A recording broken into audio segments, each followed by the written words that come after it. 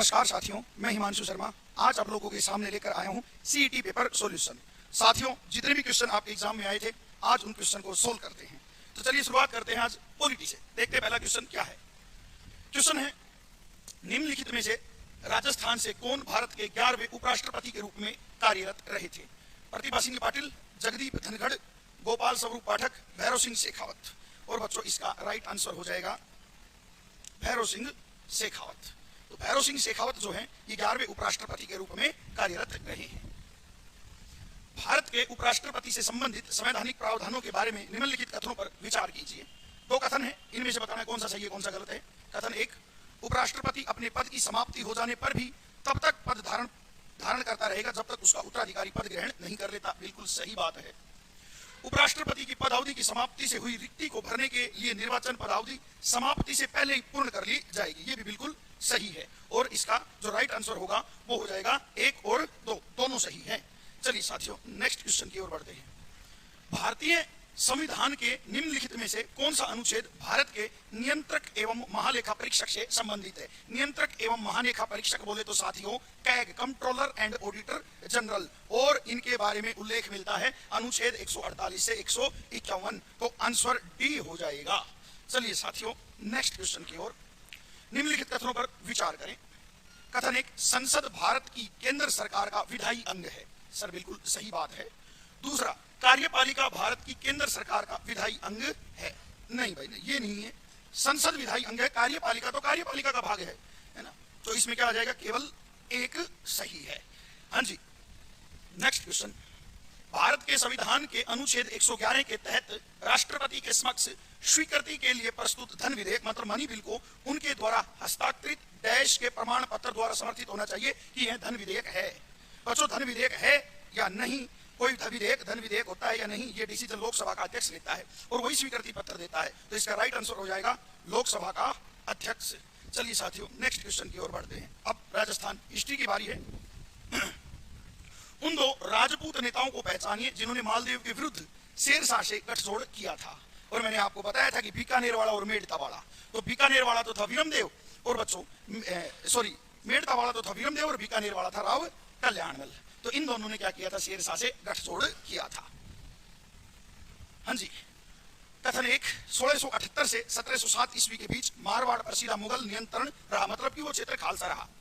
सही बात है साहब।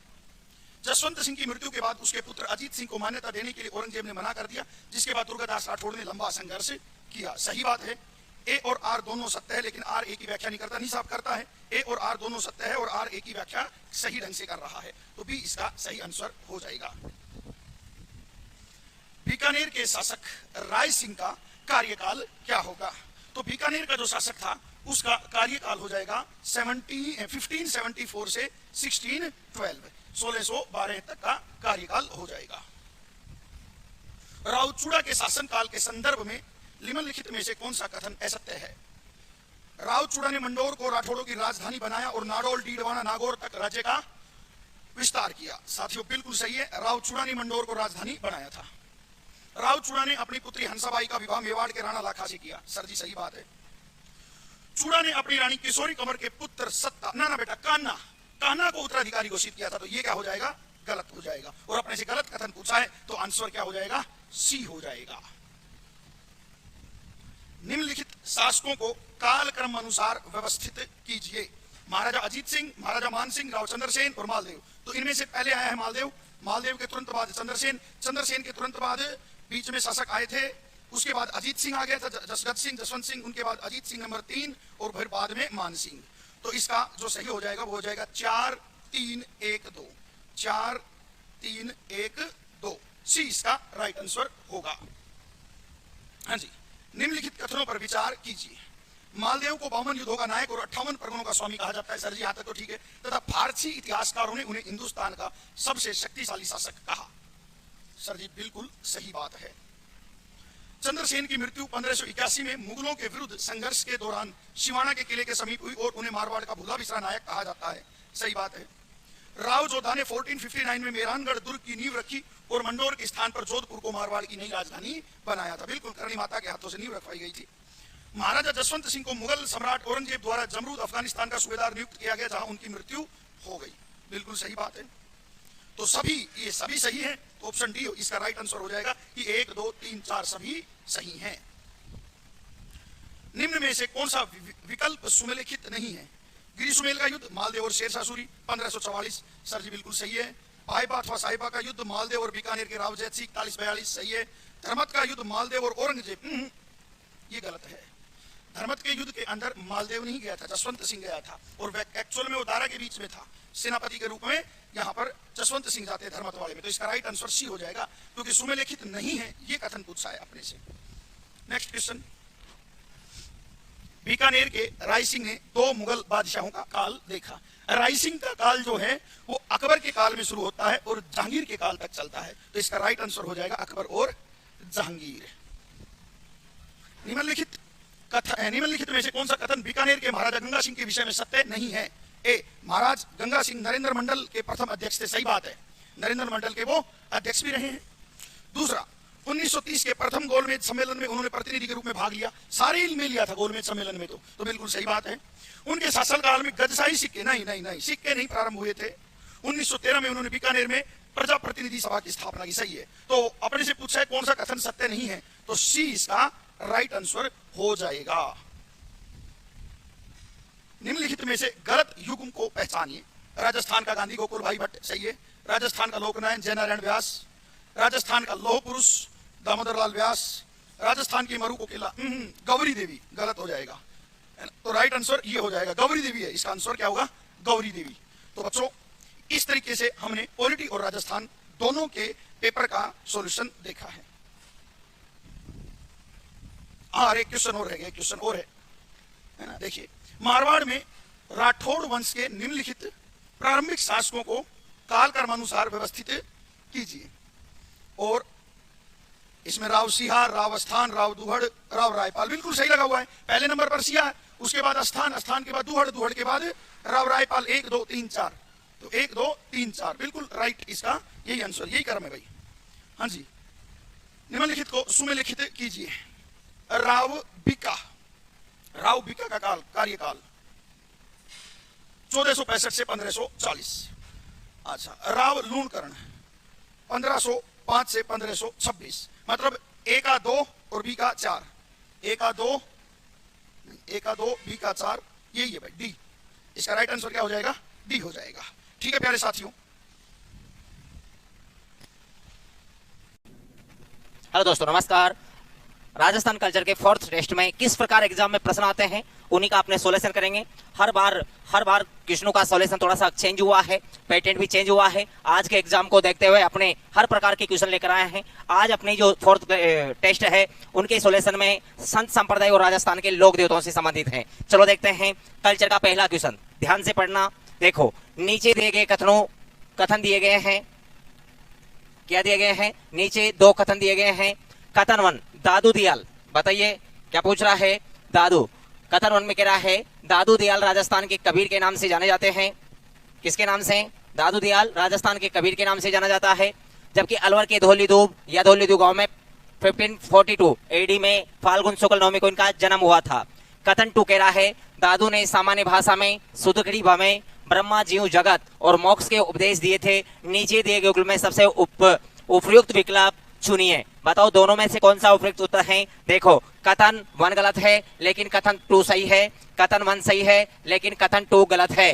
ठीक है, कथन 1 और कथन 2 दोनों गलत हैं या कथन 1 कथन 2 दोनों सही है। चलो, आपका सभी का राइट आंसर है। ध्यान देना बेटा, दादू दियाल को राजस्थान का कबीर तो कहते हैं, पर वैसे दादू दियाल जी का जन्म यहाँ पर नहीं हुआ। दादू दियाल जी का जन्म कहाँ हुआ है? अहमदाबाद में। कहाँ पर हुआ है? अहमदाबाद। और अहमदाबाद कहाँ पड़ता है? गुजरात में पड़ता है। और इनका जन्म कब हुआ?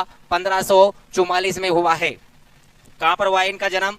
देखो, इनका जन्म कहाँ हुआ है? 1544 में। थोड़ा सा इनका जन्म कहाँ हुआ? अहमदाबाद में। कहाँ पर हुआ है? अहमदाबाद। और अहमदाबाद कहाँ पड़ता है? गुजरात में। इनके अलावा इनका जन्म कहाँ हुआ? 1544 ईस्वी में इनका जन्म हुआ था। ठीक है, थोड़ा सा ध्यान देना। वैसे इनकी मृत्यु कब हुई थी? 1603 ईस्वी में हुई थी। कहाँ पर हुई है? नरेना। कहाँ पर है? नरेना। या पर कहाँ पर है? नारायणा। कहाँ पर है नारायणा? यह है जयपुर में। और जयपुर में कहाँ पर है? भेराणा की पहाड़ी पर। कौन सी पहाड़ी पर है? बेरना की पहाड़ी पर। वैसे आपका पहला वाला कथन क्या हो गया, गलत। तो पहला कथन क्या है, गलत, और दूसरा वाला सर राइट आंसर आपका है।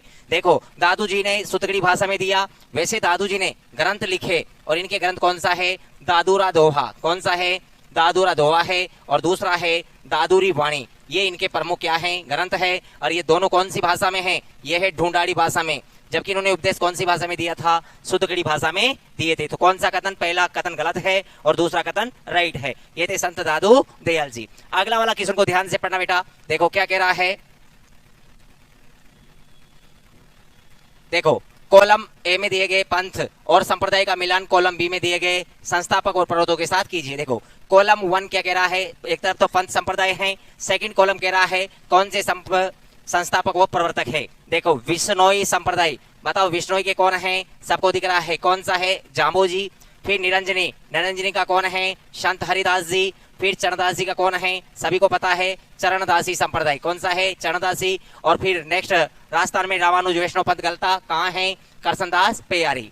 चलो आपके सामने कौन सा आंसर राइट निकल रहा है। देखो ए में ये होना चाहिए, ए में ये, यहाँ भी राइट है, ठीक यहाँ भी राइट है, मतलब ए में फोर्थ, ये वाला डी वाला और बी वाला तो नहीं है, मतलब पहला ए और सी राइट है। फिर निरंजनी फोर्थ होना चाहिए, बी में 4 होना चाहिए। तो बताओ बी में क्या हो रहा है, 2, और यहाँ पर क्या हो रहा है, बी में 4। चलो साहब ये भी गलत हो गया। आपका राइट आंसर कौन सा हो गया, ये हो गया। पर अभी अपने रुकेंगे नहीं बेटा, आगे भी चेक करना है। चरणदास जी का 3, सी में 3, राजस्थान में रामानुज, देखो क्या है, बताओ डी में 2। तो राइट आंसर आपका कौन सा निकला, सी वाला निकला है। अब थोड़ा ध्यान से देखना बेटा।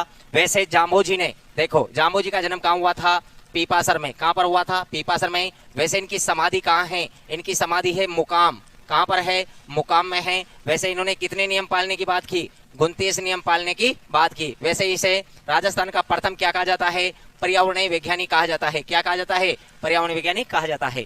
करसनदास पेयारी ने पीठ की स्थापना कहाँ की थी, गलता जी दे रखा है, कहाँ है, गलता जी जयपुर में है। और गलता जी को क्या कहा जाता है, राजस्थान की मंकी वैली कहा जाता है। क्या कहा जाता है, राजस्थान की मंकी वैली कहा जाता है। इनके अन्य पीठ रेवासा सीकर में भी हैं। संत हरिदास जी, संत हरिदास जी का संबंध कहाँ से है, कोबडोंद। कहाँ से है, कोबडोंद नागौर से है। मृत्यु गाड़ा में हुई थी। इन्हें क्या कहा जाता है, संत हरिदास जी को कलयुग का क्या कहा जाता है, वाल्मीकि कहा जाता है। क्या कहा जाता है, कलयुग का वाल्मीकि। और सबसे ज्यादा ध्यान रखना, देखो संत चरणदास जी का संबंध कहाँ से है, इनका संबंध है डेहरा। और डेहरा कहाँ है, अलवर में है। ये क्यों प्रसिद्ध हुए, चरणदास जी 42 नियम का पालना की और कौन से, पीले वस्त्र पहनते हैं। पर सबसे वेरी वेरी मोस्ट इनकी 2 प्रमुख क्या थी, शिष्या। सिर दबाने वाली कौन थी, सजोबाई। पैर दबाने वाली कौन थी, दयाबाई। इनके अलावा संत चरणदास जी के कुछ ग्रंथ थे, धर्मजाज, भक्ति पदारथ, नासिकेत लीला। इस प्रकार आपका राइट आंसर कौन सा है, सी वाला है।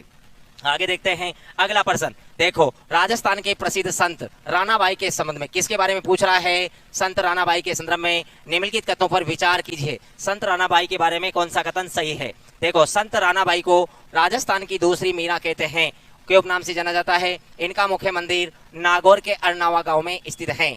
फिर अगला कथन 2 कह रहा है कि इन्होंने संत चतुर्मुदास खोजी जी से शिक्षा प्राप्त की और 1570 ईस्वी में फाल्गुन शुक्ल त्रियादशी को जीवंत समाधि ली थी। बताइए कौन सा है राइट। केवल कथन 1 सही है, केवल कथन 2 सही है, कथन 1 और दोनों सही है, या न तो कथन 1 और न कथन 2 सही है। बिल्कुल क्या गजब का प्रश्न है, लगा लो बेटा स्टार। संत राणाबाई को राजस्थान की दूसरी मीरा कहते हैं और चतुर्मुदास जी से शिक्षा ली, मतलब कथन 1 और कथन दोनों सही है। देखो संत राणाबाई के बारे में बात करें तो इनका संबंध कहां से है, अरनावा गांव से, मंदिर भी वही है।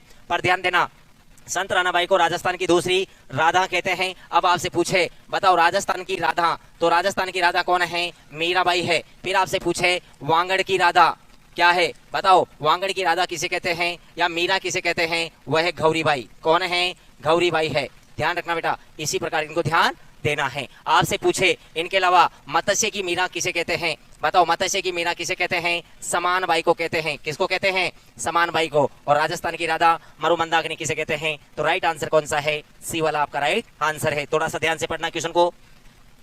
अगला देखो निम्नलिखित कालक्रम के अनुसार व्यवस्थित करके सही उत्तर का चयन कीजिए। ये लो साहब, आजकल पैटर्न ये चल रहा है बेटा, कालक्रम के अनुसार स्थित करना है। मैंने आपके लिए एक लाइन बताई थी, आपको याद हो तो याद करो। कौन सा, संत धन्ना ने, बताओ संत धन्ना ने क्या खिलाया, पिज्जा खिलाया। संत धन्ना ने पिज्जा खिलाया, संत धन्ना ने पिज्जा खिलाया। कोई जस नहीं, मीरा मीना किसके साथ? एलडीसी राम के साथ भाग गई। किसके साथ भाग गई? बताओ किसके साथ भाग गई? एलडीसी राम के साथ भाग गई। यहाँ ध्यान देना, देखो कौन से हैं? संत दादू दयाल जी। देखो सबसे पहले तो अपने यहाँ कौन आ गए? संत धन्ना जी। ये लो साहब, एक किस में है? ये लो साहब, एक इसमें सी वाला तो नहीं होगा। कौन सा वाला नहीं हो रहा है? सी वाला नहीं है, और सभी में है। फिर संत धन्ना जी के बाद कौन आएंगे? पीपा जी। फिर जाम्बू जी नहीं है। फिर कौन सा आया? कोई जस नहीं, जसनाथ जी भी नहीं है। कौन आई? मीरा आई। कौन आई? मीरा। तो सब कौन सा होना चाहिए? 4। बताओ 4 किसी में नहीं है। ये लो साहब, ये भी नहीं है। यहाँ से आपका आंसर निकल के आ गया। कहाँ से? ए वाला राइट है। तो देखो संत धन्ना जी का जन्म कब हुआ था? 1415 में। ठीक है। मीरा का कब हुआ था? सबको पता है। बताइए देखा कब हुआ था मीरा का? बोलो कब हुआ था मीरा का? 1498। कुछ किताबों में क्या मिलेगा? 1505। फिर दादू दयाल जी का 1544 में। रामचंद्र जी का 1713 में। तो इसका प्रकार 1 4 2 3। राइट आंसर कौन सा है आपका? 1 है। ट्रिक याद रखना बेटा, एग्जाम में पूछा जाता है। इसी प्रकार लोक देवताओं की भी याद रखना है। बताइए ना लोक देवता की कौन सी थी? जेटीपी, जीटीपी, देव विमान। और यहाँ पर संतों की कौन सी है? संत धन्ना ने पिज्जा खिलाया, कोई जस नहीं, मीरा एलडीसी राम के साथ भग गई। हाँ थोड़ा सा ध्यान देना बेटा, यहाँ पर आरोही अवरोही क्रम नहीं पूछा, केवल काल क्रम के अनुसार पूछा था। बिल्कुल शाबाश। अगला पूछा है, देखो तेजा जी के संबंध में निम्नलिखित कथनों पर विचार कीजिए, सही विकल्प बताइए। क्या पूछ रहा है? तेजा जी के बारे में पूछ रहा है। बताओ तेजा जी का जन्म, तेजा जी खड़नाल के राजकंवरी व ताहड़ जी धोलिया जाट के पुत्र थे। बिल्कुल सही है। लाछा गुजरी की गायों की रक्षा तेजा जी ने 1 विकेट लड़ाई से लड़ी। बिल्कुल। किससे की थी? तेजा जी ने मेर के मीणाओं से की थी। किससे की थी? मेर के मीणाओं से। हाँ तो बताओ कौन सा? सबका ए और बी दोनों सत्य हैं, पर बेटा दोनों नोट याद रखना। हाँ पापू जी ने किनकी गायों की रक्षा की थी? पापू जी ने किसकी? देवली चारण की। किसकी? देवली चारण की गायों की रक्षा किससे की थी बेटा? बता सकता है? गायों की रक्षा किससे की थी? बताओ किससे की थी? जिंदा राव खींची से। बोलो किससे की थी? जिंदा राव खींची से की थी। और इसे लड़ते हुए पापू जी की क्या हो गई थी? मृत्यु हो गई थी। कहां पर? देचू गांव में। वैसे तेजा जी का जन्म खड़नाल में हुआ, इनका सेंदरिया और सुरसरा में इनकी मृत्यु हुई। सेंदरिया में कालूनाग ने डसा। वैसे जागती जोत का संबंध सुरसरा अजमेर से है। तेजा जी का जन्म 1074 में हुआ था। ठीक है, माघ शुक्ल पक्ष की 14 को। वैसे तेजा दशमी, तेजा जी का मेला कब लगता है? चलो तेजा जी का मेला कब लगता है? इनका मेला लगता है भाद्रपद शुक्ल पक्ष की 10वीं को लगता है। कहाँ लगता है? परबतसर नागौर में लगता है। कहाँ लगता है? परबतसर। पर वर्तमान में नागौर कहाँ चला गया? डिडवाना कुचामन में क्या चला गया? परबतसर चला गया। इसके बाद हम बात करते हैं भारत का दूसरा सबसे बड़ा पशु मेला भी कौन सा है? तेजा जी का। तेजा जी की कर्मस्थली कहाँ है? तेजा जी की कर्मस्थली कहाँ है? यह है बांसी दुघारी। कहाँ पर है? बांसी दुघारी बूंदी जिले में स्थित है। वैसे पुजारी को घोड़ला कहते हैं, चबूतरे को थान या थाना कहते हैं, वाद्य यंत्र अलगोजा है, और नर्तक कच्ची घोड़ी है। देखा होगा ना आपने, वही स्टाइल में अलग ही प्रकार से किया जाता है। तो ये कौन से हैं? तेजाजी महाराज। तो राइट आंसर कौन सा है? ए और बी दोनों सही है। ये थे साहब अपने कौन? तेजाजी महाराज। वैसे इनके आराधना में टेर गीत गाया जाता है। अगला आया, नीचे दिए गए 2 कथनों दिए गए हैं। नीचे कितने कथन दिए गए हैं? 2। उनमें से कौन सा राइट है, कौन सा गलत है? तो देखो पहला कथन 1, राजस्थान में पापू जी को ऊंटों के देवता के रूप में पूजा की जाती है। बिल्कुल राइट है। मारवाड़ में सर्वप्रथम ऊंट लाने का श्रेय किसको दिया जाता है? पापू जी को।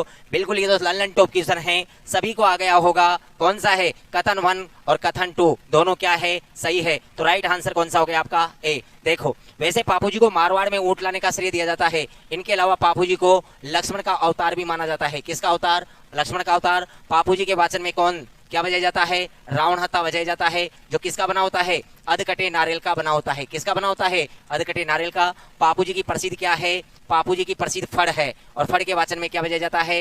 रावण हत्था ही बजाया जाता है। ओके, फड़ कहाँ की प्रसिद्ध है? शाहपुरा भीलवाड़ा की। प्रसिद्ध कलाकार कौन है? श्रीलाल जोशी है। कौन है? श्रीलाल जोशी है। इनके अलावा पापू जी के सहयोगी कौन थे?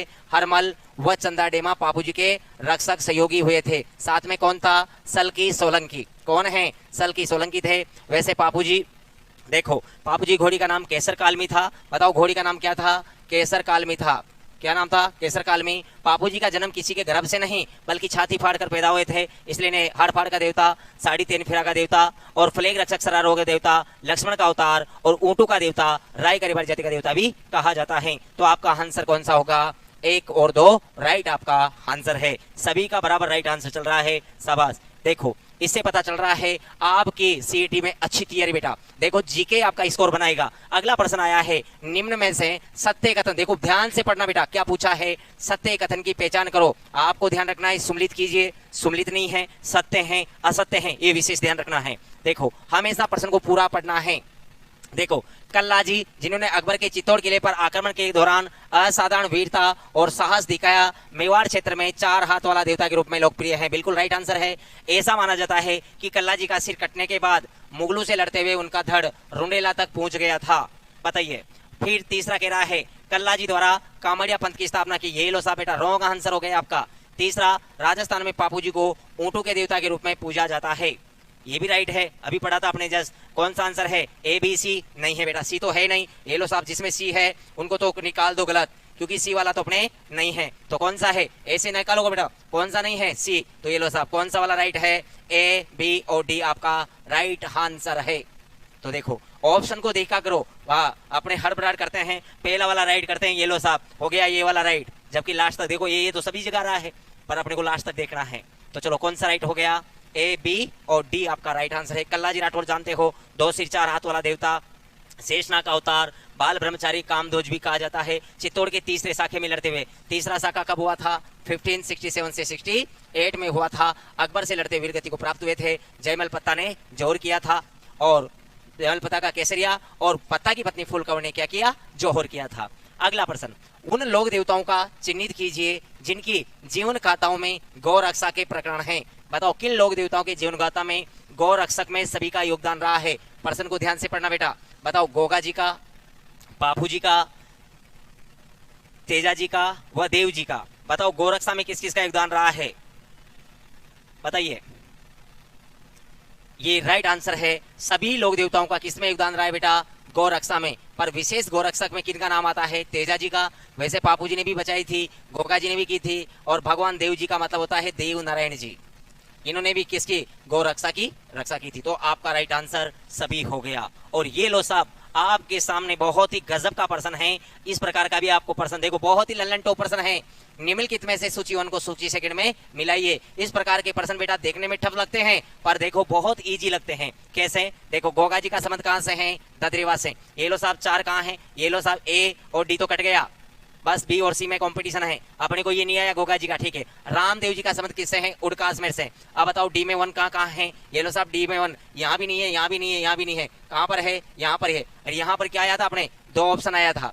तो आपका राइट आंसर कौन सा होगा, बी वाला होगा। इधर 4 आ रहे हैं, फिर आगे मिला लेते हैं। तेजा जी का संबंध कहाँ से है, खड़नाल से। ये लो साहब 3 आ गया। पापू जी का संबंध कहाँ से है, कोलूगांव कोलमंड फलोदी से है। कहाँ से है, फलोदी से 2 और 1। तो कौन सा ऑप्शन हो गया, राइट आपका आंसर हो गया। थोड़ा सा देख लेते हैं। गोगा जी का जन्म ददरेवा चूरू में कब हुआ, विक्रम संवत 2003। विक्रम संवत तो कब हुआ, 1003 में हुआ। बताओ तेजा जी का जन्म 1074 में हुआ, पर बेटा सन पूछे तो यहाँ कितना है, 946 ईस्वी है, ठीक है। तेजा जी का 1074 में। फिर बात करते हैं पापू जी। पापू जी का जन्म कब हुआ, 1239 ईस्वी में हुआ। और नेक्स्ट रामदेव जी। रामदेव जी का जन्म कहाँ हुआ, बताइए कहाँ है रामदेव जी का जन्म, उड़कासमेर। उल्टा कर दिया बेटा, नहीं नहीं नहीं, हाँ सही है। रामदेव जी का उड़कासमेर में कब हुआ, बता सकता है कोई, 1352 ईस्वी में हुआ। कुछ जगह बेटा 1353 भी मिल जाएगा आपको, ठीक है। ये थे साहब इनका जन्म काल है। तो ये थी लोक देवताओं का जन्म काल। अगला प्रश्न, ये लो साहब बहुत ही इजी प्रश्न है बेटा, पर घुमावदार प्रश्न है, ध्यान से पढ़ना। देखो बहादुरी, बलिदान व शहादत के लिए पूजित एक लोक देवता जो हाथ में भाला लिए हुए घुड़सवार के रूप में, बेटा घुड़सवार कहो या अश्वरोही कहो एक ही बात है, कंफ्यूज नहीं होना है। हाँ, लोकप्रिय प्रतीक चिन्ह के तौर पर जाना जाता है, उसकी पहचान कीजिए। सबसे उपयुक्त विकल्प का चिन्ह, सबसे उपयुक्त इनमें से कौन सा उपयुक्त है, मल्लीनाथ जी, पापू जी, रामदेव जी, तेजा जी। चलो बताइए आंसर एक बार। लो खा गई भैंस पानी में। अरे बेटा भैंस पानी में क्या, सावधानी हटी और क्या है, दुर्घटना घटी। हाँ, पर नुक्ति बुढ़ी बैठेगी अब तो। कौन है, पापू जी। राइट आंसर कौन सा है, पापू जी। ध्यान रखना भाला लिए हुए पापू जी हैं, जबकि तेजा जी क्या हैं, तलवारधारी हैं। कौन है, तलवारधारी अश्वरोही हैं। और साथ में क्या है, जीभ पर, बताओ जीभ पर किसको डसते हुए, कालू नाग को डसते हुए दिखाया गया है। जबकि बेटा पापू जी को भाला लिए हुए अश्वरोही तथा सिर पर क्या है, बाएं और झुकी पगड़ी के लिए जाना जाता है। किसके लिए जाना जाता है? बाईं ओर झुकी पकड़ी। रामदेव जी और मल्लीनाथ जी के, रामदेव जी के हाथ में बेटा भाला ही है, पर ध्यान देना किसके लिए पूछ रहा है? बहादुरी बलिदान शहादत के लिए। तो राइट आंसर कौन सा होगा आपका? बापूजी राइट आंसर है। चलो साहब, अगला प्रश्न बहुत ही गजब का है, थोड़ा सा ध्यान से पढ़ना नहीं तो खत्म है रामलीला। देखो, बापूजी के बारे में निम्नलिखित से कौन सा कथन असत्य? ये लो साहब, यहां तक नहीं पूछे, आप कहां तक पढ़े? बापूजी के बारे में कौन सा कथन सत्य है, जबकि लास्ट में क्या पूछा? असत्य पूछ रहा है। देखो, बापूजी के पास केसर कालमी है बेटा। क्या नाम है? केसर कालमी है। क्या नाम है? केसर कालमी की घोड़ी थी। बापूजी का विवाह पोंगल की भाटी राजकुमारी के साथ होता? नहीं बेटा, बापूजी का विवाह पोंगल की नहीं। कहाँ है? याद है ना? बापूजी की पत्नी का नाम क्या था? बताइए, प्यार से बताइए। फूलम दे। बापूजी क्या नाम था? फूलम दे। क्या नाम था? फूलम दे। और फूलम दे को क्या कहते हैं? फूलम दे को प्यार से क्या कहते हैं? सुप्यार दे। और इनका संबंध कहां से था? अमरकोट से था। कहां से था? अमरकोट। और ध्यान देना, इन्हें किसका अवतार माना गया है? शूर्पणखा का अवतार माना जाता है। किसका अवतार? शूर्पणखा का। ना किसने काटी थी? लक्ष्मण जी ने, इसलिए बापूजी को किसका अवतार माना गया है? लक्ष्मण जी का। बापूजी ने देवली चारण की गायों की रक्षा बलिदान किससे? बताओ, बापूजी ने किससे की थी? बताया था मैंने पहले, जिंदा राव खींची से की थी। किससे की थी? जिंदा राव खींची से की थी। तो बताओ इनका 1 और 3, बताओ 1 और 3 कौन सा है?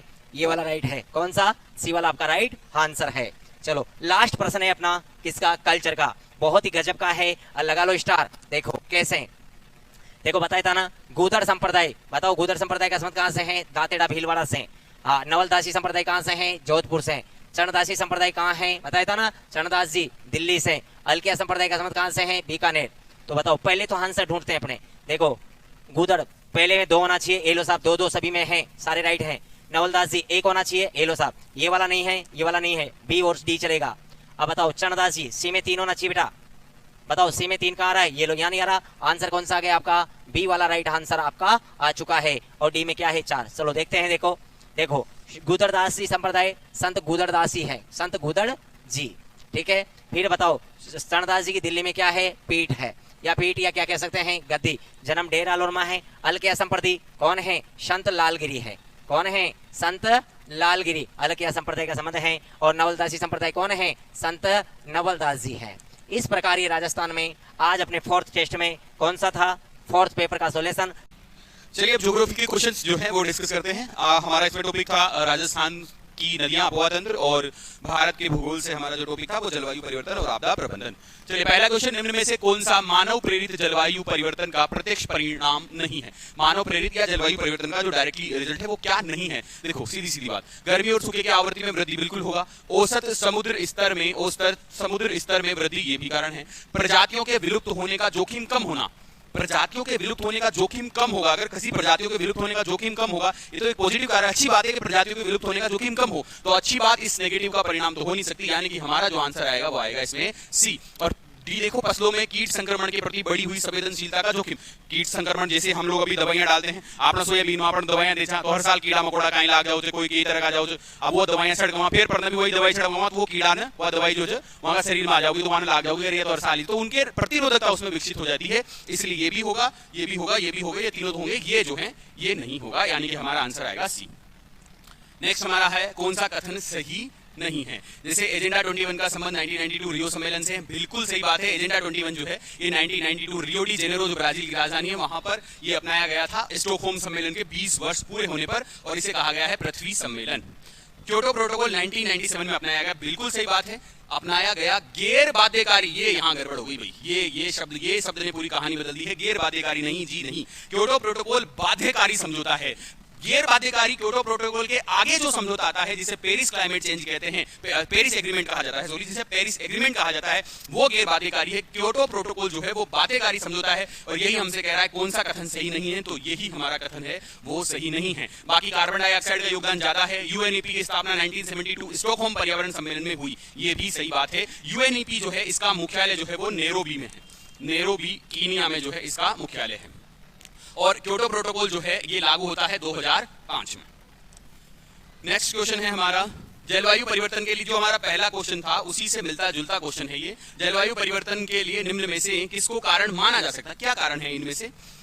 देखो, यहां से देखते हैं हिमालय में हिमनद निर्माण में वृद्धि, तो भाई जलवायु परिवर्तन होगा, हिमनद में निर्माण कैसे वृद्धि होगी। अंतरिक्ष में उल्का गतिविधि का बढ़ना, अंतरिक्ष में उल्का गतिविधि कोई जलवायु परिवर्तन पर इतना बड़ा प्रभाव नहीं डाल सकती। प्रजातियों के विलुप्त होने का जोखिम, ये दोनों जो है पॉजिटिव कारण है, तो इनसे कुछ नहीं होगा। उल्का पिंडों की गतिविधि में वृद्धि होगी तो उससे भी कोई बड़ा प्रभाव जलवायु पर नहीं होगा। लेकिन अगर चरम मौसमी घटनाएं होती हैं तो उससे जो है जलवायु परिवर्तन का कारण माना जा सकता है कि ये जो है जलवायु परिवर्तन जो हो रहा है उसकी वजह से ही चरम मौसमी घटनाएं हो रही हैं। ये सब जो है जलवायु परिवर्तन से नहीं होगा।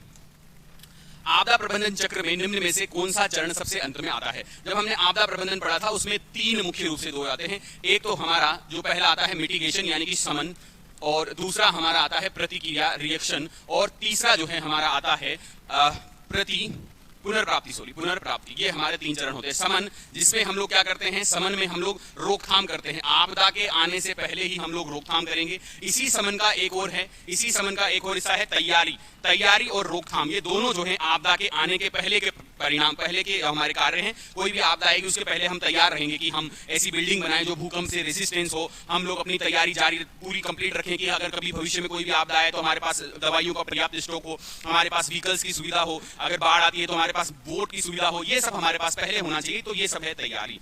उसके बाद ये कह रहा है कि नेक्स्ट है कि दूसरा, जब आपदा आती है उसी समय हमें रिएक्शन करना। जैसे ही कोई भी आपदा आई तो तत्काल हमें क्या करना पड़ेगा, वो होती है हमारी प्रतिक्रिया। तो ये हमारा दूसरा फेज है कि जैसे आपदा आई तो उन लोगों तक आपको पहुंचना है, उन तक आपको सर्विस डिलीवरी देनी है, उन लोगों तक आपको खाना पहुंचाना है, उनको खाना पहुंचाना है, मेडिकल की सुविधाएं पहुंचानी है। ये बहुत सारे काम है।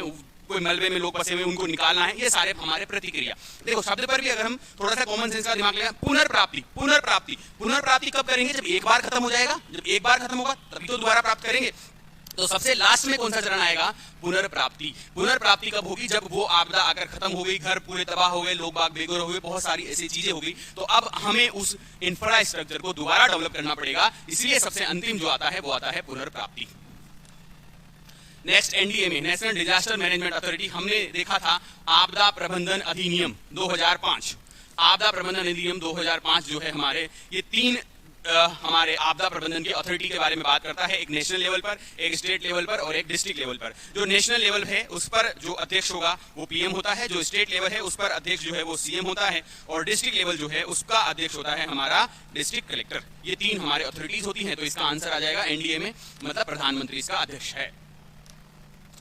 क्लीन डेवलपमेंट मैकेनिज्म, जलवायु परिवर्तन एवं स्वच्छ विकास तंत्र प्रकोष्ठ की स्थापना किस विभाग के अंतर्गत की गई है। अगर जलवायु परिवर्तन से संबंधित कोई भी काम हो रहा है तो इनमें अगर तुम थोड़ा सा भी कॉमन सेंस लगाओगे आपको समझ में आएगी। इसका संबंध जो है सीधा सीधा राजस्थान राज्य प्रदूषण नियंत्रण बोर्ड से होगा। नेक्स्ट है कौन सा सुमेलित नहीं है, इसको आप करंट से भी जोड़ सकते हो, बेसिक क्वेश्चन भी ये हो सकता है। सीओपी, कॉन्फ्रेंस ऑन पार्टीज, हमें पता है कि यूएनईपी जो है, यूएनईपी इसने मिलकर डब्ल्यूएमओ के साथ, WMO इसके साथ मिलकर IPCC की स्थापना करी थी, और उसी IPCC ने कॉन्फ्रेंस ऑफ पार्टी जो है इसको आयोजित किया। अलग अलग हर साल अलग अलग देश में ये आयोजित की जाती है। पहली जो है वो 1995 बर्लिन में आयोजित होती है। नई दिल्ली में कोप यानी कि भारत में आयोजित होने वाली कोप कॉन्फ्रेंस ऑन पार्टी जो है वो 8वें नंबर की थी, और ये 2002 में आयोजित हुई थी। ये यहाँ पर ध्यान दो, नंबर 30 ये ब्राजील में आयोजित हो चुकी है, ये है 2025 वाली। जो ये है COP 31, ये स्पेन में नहीं है, ये टर्की में है, यानी कि ये तुर्की में आयोजित होगी, और ये हमारे नवंबर 2026 में आयोजित होगी। यानी कि पूछ रहा है कौन सा सुमेलित नहीं है, तो जवाब हो जाएगा हमारा सी। निम्न में से कौन सी, अब आ गए हम राजस्थान के भूगोल पर। चंबल की सहायक नदियां नहीं है। सिप्रा, बिल्कुल सिप्रा नदी है जहां पर महाकाल, सावन का महीना चल रहा है तो महाकाल जो है वहां पर सिप्रा नदी के किनारे है। उज्जैन में बनास है ही सही, काली सिंध है ही सही, ये तीनों है, यानी कि कौन सी नहीं है, तीन। तो तीन नहीं है तो 1 2 4 हमारा आंसर आ जाएगा। कौन सी सहायक नदियां नहीं है, ए हमारा आंसर आ जाएगा। चंबल की कौन सी सहायक नदियां, 1 2 और 4, 3 नहीं है। नेक्स्ट बात करते हैं, सुमेलित करिए कौन सी नदी कौन से जिले से संबंधित है। देखो सबसे पहले हम लोग यहां से बात करें उदयपुर से। उदयपुर में इनमें से अगर आप देखोगे तो इनमें आ जाएगी सोम और आयड़ नदी, जिसे बेड़ज कहा जाता है। यहां पर देखो वही एलिमिनेशन मेथड यूज करो। ये जो मैं तुम्हें ट्रिक बताता हूं ना, इस ट्रिक का यूज करो बार बार पेपर में, जितना हो सके उतना प्रैक्टिस करो इन ट्रिक्स की। यानी कि ए और डी में से हमारा आंसर होगा। अच्छा एक चीज और क्लियर होगी कि बी जो है हमारा, उसमें सीधा सीधा आंसर आ रहा है हमारे पास 4, यानी कि ये भी हमारा कंप्लीट हो गया कहानी। अब हम बात करते हैं इन दोनों में। मेंथा जो है वो सांबर झील में नमक सबसे ज्यादा नमक लाने वाली नदी है तो मेंथा कहां पर है? जयपुर में, मनोहरपुरा की पहाड़ियों से, और भरतपुर से हो गया हमारा इसका संबंध। यानी कि हमारा आंसर आ जाएगा इसमें 3, 4 और इसमें सी में, सॉरी, ये आएगा 3, 4 और 3, 4, 2, 1। सी में आएगा 2 और डी में आएगा आपके 1। हमारा आंसर आ गया इसमें D is the correct answer. Next बात करते हैं, कौन सी नदियां अपना जल खंबात की खाड़ी में विसर्जित करती है? अरब सागर में गिरने वाली जो नदियां हैं, अरेबियन सी, उसको 2 भागों में बांटा गया है। एक बंगाल, अरब सागर में गिरने वाली नदियां 2 भागों में बटी हुई है। एक तो है कच्छ की खाड़ी, गल्फ ऑफ कच्छ, कच्छ की खाड़ी में गिरने वाली नदियां, और एक है गल्फ ऑफ कैम्बे, खंबात की खाड़ी में गिरने वाली नदियां। जो कच्छ की खाड़ी में गिरने वाली नदियां हैं, उनमें कौन कौन सी आती है हमारे? एक तो लूनी आ जाती है और दूसरी आ जाती है पश्चिमी बनास। यानी कि 2 नदियां बच रही है, एक माही और एक साबरमती। ये कहां पर जाती है? खंबात की खाड़ी में। यानी कि कह रहा है खंबात की खाड़ी में कौन सी नदियां जाएगी? माही और साबरमती। आंसर हो गया हमारा ए और सी। आगे बढ़ते हैं। राजस्थान की एक नदी के संदर्भ में निम्न कथनों को पढ़िए। यह ऋषभदेव, उदयपुर में ऋषभदेव के निकट बीछा मेड़ा की पहाड़ियों से उद्गमित होती है, यानी कि निकलती है। गोमती और सारनी इसकी प्रमुख सहायक नदियां हैं। यहाँ पर अगर देखोगे ना तो बहुत फेमस, बीछा मेड़ा की पहाड़ी से निकलती है माही की सहायक सोम नदी। तो इसका आंसर हो जाएगा सोम नदी। नेक्स्ट हमारा कथन है कि नदी और उसकी सहायक नदियां, मैंने आपको बताया था सहायक नदियां काफी ज्यादा महत्वपूर्ण होने वाली है हमारे लिए। मिलाओ, काली सिंध, काली सिंध की सहायक नदी कौन सी है? परवण। लूणी नदी की सहायक कौन सी है? सागी नदी। माही की सहायक कौन सी है? अनास। और बनास की सहायक है ढूंढ। चलो मिला दो, ए में आएगा 3, ए में 3, यहां भी आ रहा है, यहां भी आ रहा है, बी मिला दिया तो काम हो जाएगा, बी में 4, सी में 1 और डी में। ये हमारा आंसर आ गया इसमें। ठीक है, जो हमारे माही नदी है उसकी सहायक नदियां कौन सी है? अनास, चाप, मोरेल, ये सब हमारे जो है माही की सहायक है। सोम, जाखम, एराव, ये सब सहायक नदियां हैं। और बनास की तो बहुत सारी है, ढूंढ हो गई, काली सील हो गई, इसके अलावा बांडी हो गई, डाई हो गई, बेड़च हो गई, कोठारी हो गई, और हमारे काली सिंध में परवण हो गई, आहू हो गई, ये सब सागी, मित्री, जवाई, लीलड़ी, मीठड़ी, सुकड़ी, ये सब जो है लूणी की सहायक नदियां। फिर से वही क्वेश्चन है, सहायक नदियां मिलाओ। माही की सहायक वही है, रिपीट हो गया इसमें ऑप्शन। अनास, काली सिंध में परिवर्तन कर दिया है। काली सिंध की इनमें से जो है सहायक नदी कौन सी है? इनमें से काली सिंध की सहायक नदी है यहाँ पर नेवाज। पार्वती की सहायक नदी है अहेली, और बेड़च की सहायक नदी है गंभीरी। तो ए में मिला दो 3, ए में 3 यहाँ भी है, यहाँ भी है, बी में मिला दो 1, बी में ए। ये आंसर आ गया हमारा सी। अहेली, पार्वती नदी, अहेली, रेतली, लिहासी, ये सब सहायक नदियां हैं किसकी? पार्वती नदी की। बीसलपुर बांध पूछ रहा है, और बांध कौन सी नदी पर? बीसलपुर बांध किस नदी पर है? राजस्थान का सबसे प्रसिद्ध बांध है, टोंक जिले में है, और राजस्थान की सबसे बड़ी पेयजल परियोजना चलती है बीसलपुर बांध पर, बनास नदी पर है। अरबार बांध खारी नदी पर है, जवाहर सागर बांध चंबल पर है, और मेजा बांध कोठारी नदी पर है। अगर इसको देखोगे, ये एक सिंपल सा क्वेश्चन है। जब भी ए बी सी डी पर ध्यान दिया करो, जब भी यहाँ पर एक ऑप्शन में 1 2 3 4 सभी आ जाए ना, इसी तरीके से मानो वो क्वेश्चन लगभग इजी होता है। अगर आपको इसमें से एक बांध भी आता है, और मुझे उम्मीद है आपको जवाहर सागर बांध इसमें से आता होगा, जो कौन सी नदी पर है? चंबल। ये तो कम से कम आता होगा जो बेचारा क्लास में गरीब से गरीब बच्चा है ना, जिसको मुझको तो कुछ नहीं आता, जिसने क्लास में ढंग से कंटिन्यू बैठा है ना, उसको ये तो जरूर आता होगा कि जवाहर सागर बांध जो है, मुंबई चल गया हुआ था जवाहर सागर पे, तो जवाहर सागर चंबल पर है। जरा देखो, सी में आ गया 1, सी में कहां पर मिल रहा है? ये मिल गया सी में हमारा 1। तो हमारा आंसर हो गया 1, सिर्फ इसी से हमारा आंसर निकल कर आ गया। तो कुछ क्वेश्चन ऐसे होते हैं जो अगर शांति से बैठोगे, दिमाग शांत रख के करोगे, आराम से देखोगे तो हो जाएगा, उलझना नहीं होता। नेक्स्ट, आंतरिक प्रवाह की नदियों का उत्तर से दक्षिण का क्रम। आंतरिक प्रवाह की नदियों का उत्तर से दक्षिण, देखो सबसे उत्तर में कौन सी आएगी? सीधी बात समझ में आ रही है, घग्गर जो हमारे सबसे उत्तर में है। घग्गर के बाद में कांतली नदी, जो शेखावटी क्षेत्र की सबसे प्रमुख नदी है, कांतली। उसके बाद साबी आ गई, जो हमारे कोटपुतली, बहरोड और खेड़तल तिजारा, और उसके बाद मेंथा नदी जो हमारे जयपुर में है, जो सांबर झील में गिरती है। यानी कि हमारा क्रम हो गया घग्गर, घग्गर के बाद आएगी कांतली, कांतली के बाद साबी, और साबी के बाद में आ जाएगी मेंथा। कहां पर मिल रही है? घग्गर, घग्गर के बाद कांतली, कांतली के बाद साबी, साबी के बाद मेंथा। आंसर आएगा बी। मेप बेस्ड क्वेश्चन आजकल राजस्थान के एग्जाम का सबसे फेवरेट है, इसलिए ये याद रखो, और ये तब कर पाओगे जब तुम्हें मेप दिमाग में होगा। इसीलिए मेप को छापो भेजे में। मानचित्र भूगोल की आत्मा है, और आत्मा भेजे में छापना जरूरी है। नेक्स्ट, किस नदी का उद्गम गोगुंदा की पहाड़ियों से होता है? तो गोगुंदा की पहाड़ियों से इन नदियों में जो है उद्गम होता है आपके, किस नदी का? इनमें उद्गम होता है बेड़च नदी का, और उद्गम स्थल पर बेड़च नदी को क्या कहा जाता है? आयड़। इसके अलावा गोगुंदा की पहाड़ियों से एक और नदी का उद्गम होता है जो उदयपुर में है, साबरमती। साबरमती नदी का उद्गम भी इन्हीं पहाड़ियों के पास से होता है। ठीक है, चलिए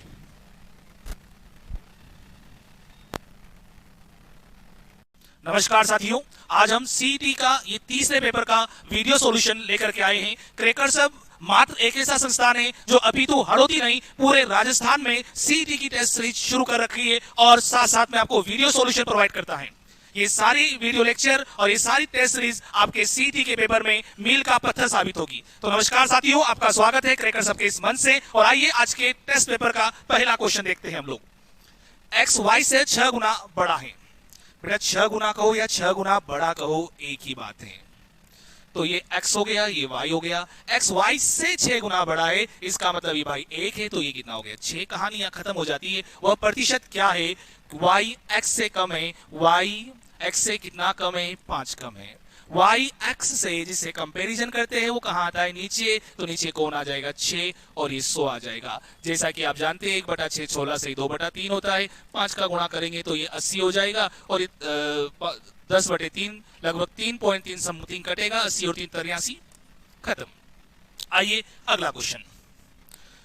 मधुर ने 2 वस्तुएं 450 और 1050 में खरीदी। बेटा अगर बेसिक अगर आपका क्लियर नहीं है तो इस तरह के सवालों में ट्रिके लगाते रह जाओगे, सतुना नहीं बैठेगा। और एक भी क्वेश्चन ऐसा नहीं है जो आपकी राजस्थान की प्रीवियस परीक्षाओं में नहीं आया। बेटा मधुर ने 450 रुपए में एक वस्तु खरीदी और दूसरी वस्तु को उसने 1050 में खरीदी है। बेटा 450 और 1050 देखा जाए तो दोनों वस्तुओं का जो लागत मूल्य कॉस्ट प्राइस है वो कितना हो गया आपका? 1500 रुपए हो गया भाई। अब वो जो 450 उसने खरीदी है उसे 16% के लाभ पर बेचा। इसका मतलब 450 का 16% लाभ हो रहा बेटा। इसे सोल्व किया तो 72 का लाभ हुआ। इधर 1050 पर 10% की हानि हुई है। इसका 10% निकाल लेंगे तो बेटा 105 आ जाएगा। यार 105 रुपए का तो लॉस हो गया आप लोगों को और इधर देखा तो 72 रुपए का लाभ हुआ है। इस संपूर्ण सौदे में देखा जाए तो 72 रुपए का तो एक वस्तु पर प्रॉफिट हुआ है, लेकिन दूसरी वस्तु पर आपको 105 की चपत लग गई है। इसका मतलब 33 रुपए का ओवरऑल नुकसान हुआ है। बोलो बोलो राजकुमारों, कितने का नुकसान हुआ है? 33 रुपए का नुकसान हुआ है। 28 और 5 23 प्रतिशत हानि पूछ रहा है, यानी हानि लाभ वाला मामला तो खत्म ही हो गया है। और कितने की हानि हुई भाई साहब? 33 की हानि हुई है। कितने पर हुई है? 1500 पर हुई है। और इनटू में 100, 15 दूने 30, 2 पॉइंट समथिंग, खत्म। चलो चलो चलो आगे बढ़ो। अगला क्वेश्चन, इलेक्शन वाला क्वेश्चन। 2 उम्मीदवारों के बीच चुनाव में एक प्रत्याशी को मान्य यानी वैध मतों का, वैलिड वोटों का 55% मिला है, जबकि 20% खराब हो गए थे। यदि डाले गए मतों की कुल संख्या, बेटा टोटल वोट कितने? बेटा 7500 हैं। बोलो 20% खराब हो गए, 80/100। जीतने वाला वैध मतों का 55% ले गया। अगर जीतने वाला वैध मतों का 55% ले गया तो हारने वाला वैध मतों का 45 ले जाएगा। ये नंबर भी तो अपने आप में 100% है। और इसका अगर आप 55 ले गए तो बचा हुआ आपका भाई ले जाएगा। अगर 55% जीतने वाला ले गया तो हारने वाला कितना ले जाएगा? 45।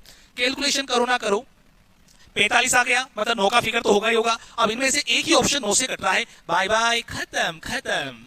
कैलकुलेशन करोगे तो 20 2700 आएगा। 2 0 से 2 0, 25 से 3 बार, 25 से 4 बार, 4 से 20 बार, 3 इंटू 20 इंटू 45, 90, 900 इंटू 3। ये आपका मन रखने के लिए कैलकुलेशन की भाई। चलो चलो चलो अगला क्वेश्चन। एक वस्तु को 230 रुपए में बेचने पर आपको 15% लाभ मिलता है। इसका मतलब यह हुआ कि अगर 230 रुपए में अगर आप बेचते हो तो आपको 15% का लाभ मिलता है। इसका मतलब 230 पर बेचने पर आपको 115 मिल रहा है, 115%।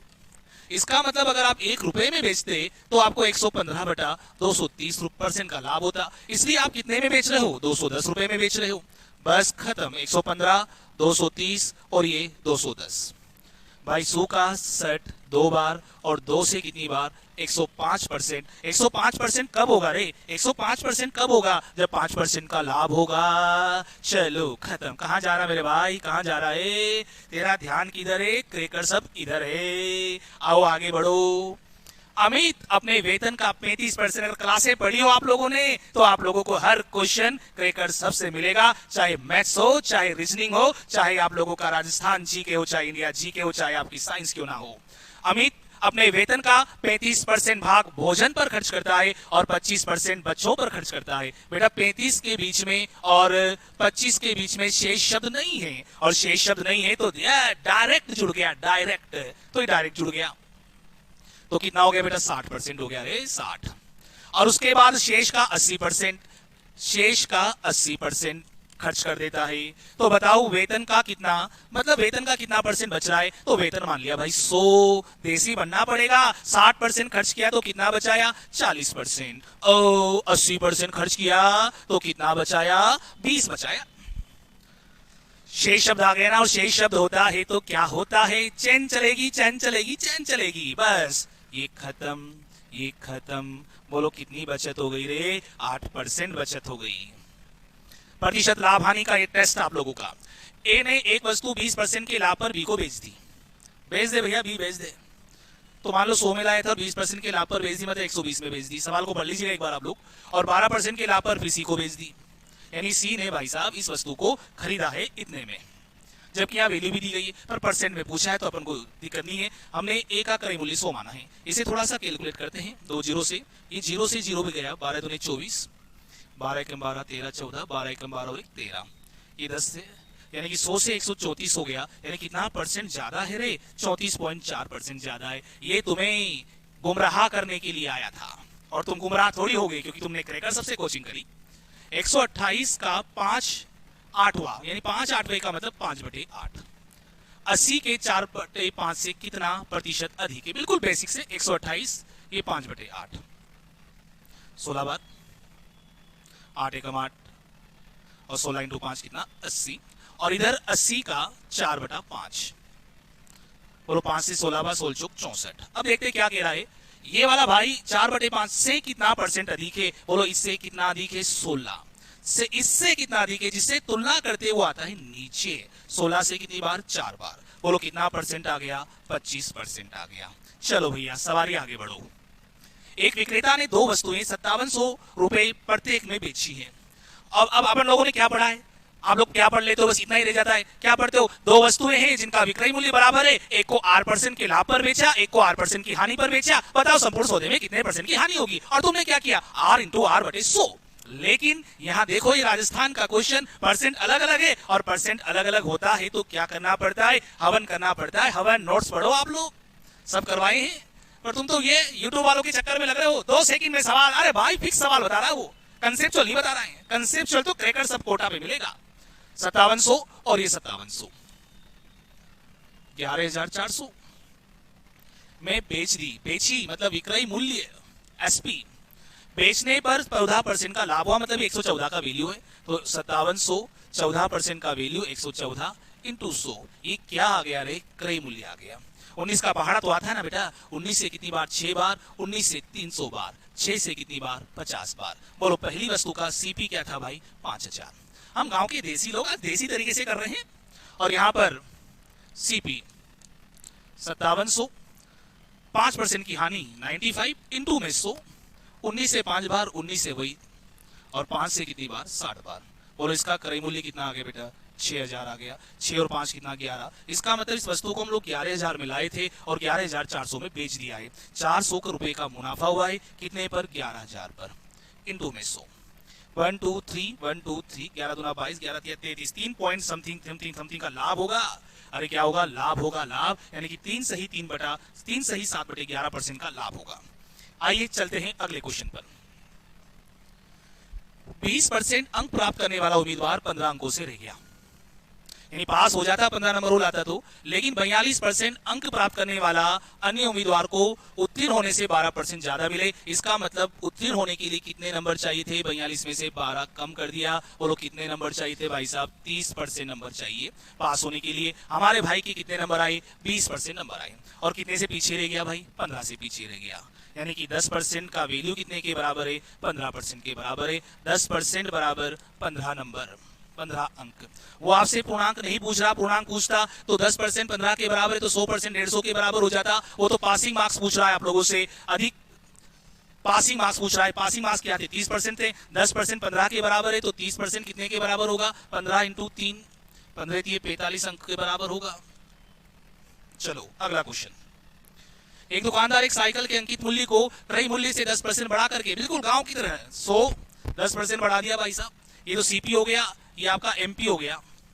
10% बढ़ा दिया। वह पुनः किसी ग्राहक को अंकित मूल्य पर 10% डिस्काउंट देता। भाई साहब डिस्काउंट मिलेगा 110 पर, और 110 का 10% 11 होता है। तो भाई कितने में बेचेगा, 90% में बेचेगा, वैसे 99 आने वाला था, ठीक है कोई बात नहीं। लो भाई साहब 100 की चीज थी, 110 छापा और 99 में बेच दिया। लाभ हुआ कि हानि हुई? ओ हो हानि, हानि होगी हानि। कुछ कहा नहीं जा सकता, कुछ क्यों नहीं कहा जा सकता? कहेंगे कहेंगे, बोलो क्या होगी? हानि होगी हानि। चलो चलो चलो आगे बढ़ो। मंदी के कारण एक वर्ष में सिद्धांत का वेतन 16% बढ़ गया और फिर 25% घट गया। बोलो क्या आ गया? सक्सेसिव आ गया, plus minus X plus minus Y plus minus X Y बटा 100। अरे जोर से बोलो जय माता दी, सारे बोलो जय माता दी। 16% बढ़ गया, ओ घट गया, घटा है -16, बढ़ा है 25, एक प्लस एक माइनस, तो यहाँ -16 इंटू 25 और ये बटे में 100। 16 में से 25 गए तो प्लस के 9 और ये 400 बटे 100, 400 आएगा, 400 बटे 100।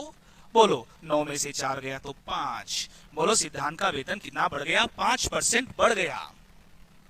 अगला क्वेश्चन, किसी विद्यालय में विद्यार्थियों की कुल संख्या 750 है। बोध आता भाई राजस्थान में विद्यालय में नए दाखिलों के परिणाम स्वरूप लड़कों की संख्या में 11% की बढ़ोतरी हो गई और लड़कियां बढ़ गई 20% और ओवरऑल हो गया आपका 846 बढ़ गया बेटा, मतलब 846 हो गई है। इसका मतलब संख्या 750 से आपकी कहां तक पहुंच गई रे राजकुमारों? 846 पहुंच गई। इसका मतलब कितनी बढ़ गई? 90 कहां जा रहा है?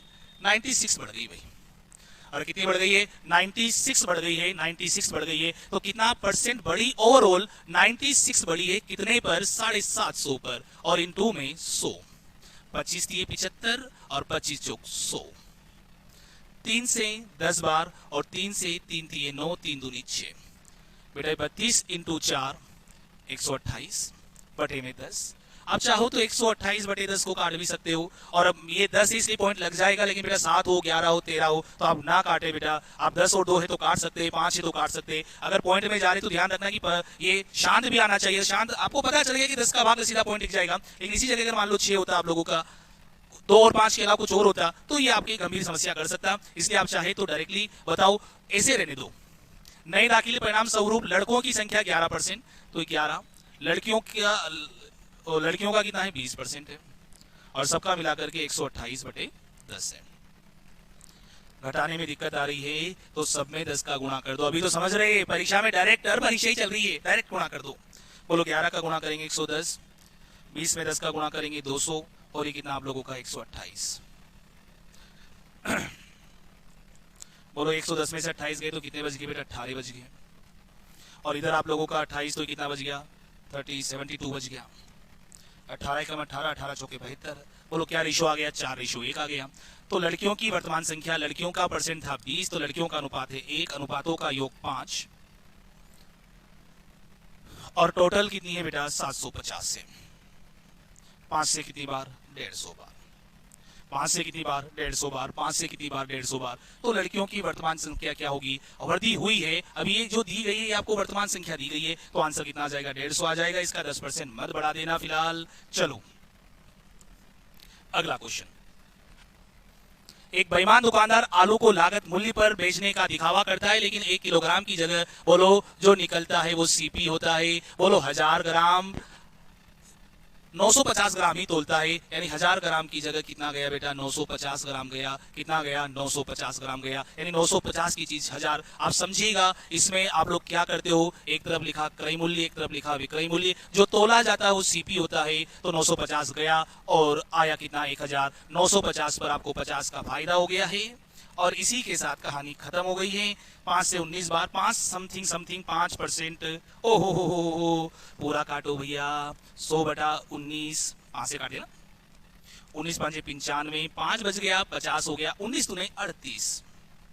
चलो आगे बढ़ो भैया, बस सेकंड लास्ट क्वेश्चन। 300 रुपया 210 रुपए से कितना अधिक है भाई? 90 अधिक है 210 से। 3 तिया 9, 3 7 21, 300 बटा 7, 7 चौक 28, 2 बचा, 7 दूने 14। ओ कितना अधिक बोला केवल? ओ भाई, कभी कभी ज्यादा ज्ञान भी भारी पड़ जाता है। हम तो परसेंट समझे, ये तो घटाने, ये गलत बात। पेपर बनाने वालों को सवाल नहीं डालना चाहिए था। एक दुकानदार ने अपने ग्राहक को 8% की छूट दी और फिर भी 20% का लाभ कमा लिया। वस्तु का अंकित मूल्य क्या है? इसका क्रय मूल्य कितना है? 460 है। ध्यान से सुनिएगा, ध्यान से सुनिएगा। अगर सवाल में प्रतिशत छूट भी हो और प्रतिशत लाभ भी हो तो बोलो क्रय मूल्य क्या मानते हैं 100 माइनस डी 92 और अंकित मूल्य क्या मानते हैं 100 प्लस पी 120। यहां क्रय मूल्य कितना आ रहा है 460, जबकि ये किसके बराबर होगा 92 के बराबर होगा। अंकित मूल्य पूछ रहा है 120। नहीं आ रहा काटना, 23 की पहाड़ा 2 बार, 23 का पहाड़ा 4 बार, 4 से 5 बार। चलो भैया खत्म, सॉरी 600 आंसर होगा। जुड़े रहे बेटा क्रैकर सब से आप लोग। क्रैकर सब आपकी सफलता की सीढ़ियां हैं। मिलते हैं अगले वीडियो सॉल्यूशन के साथ। जय हिंद, जय भारत।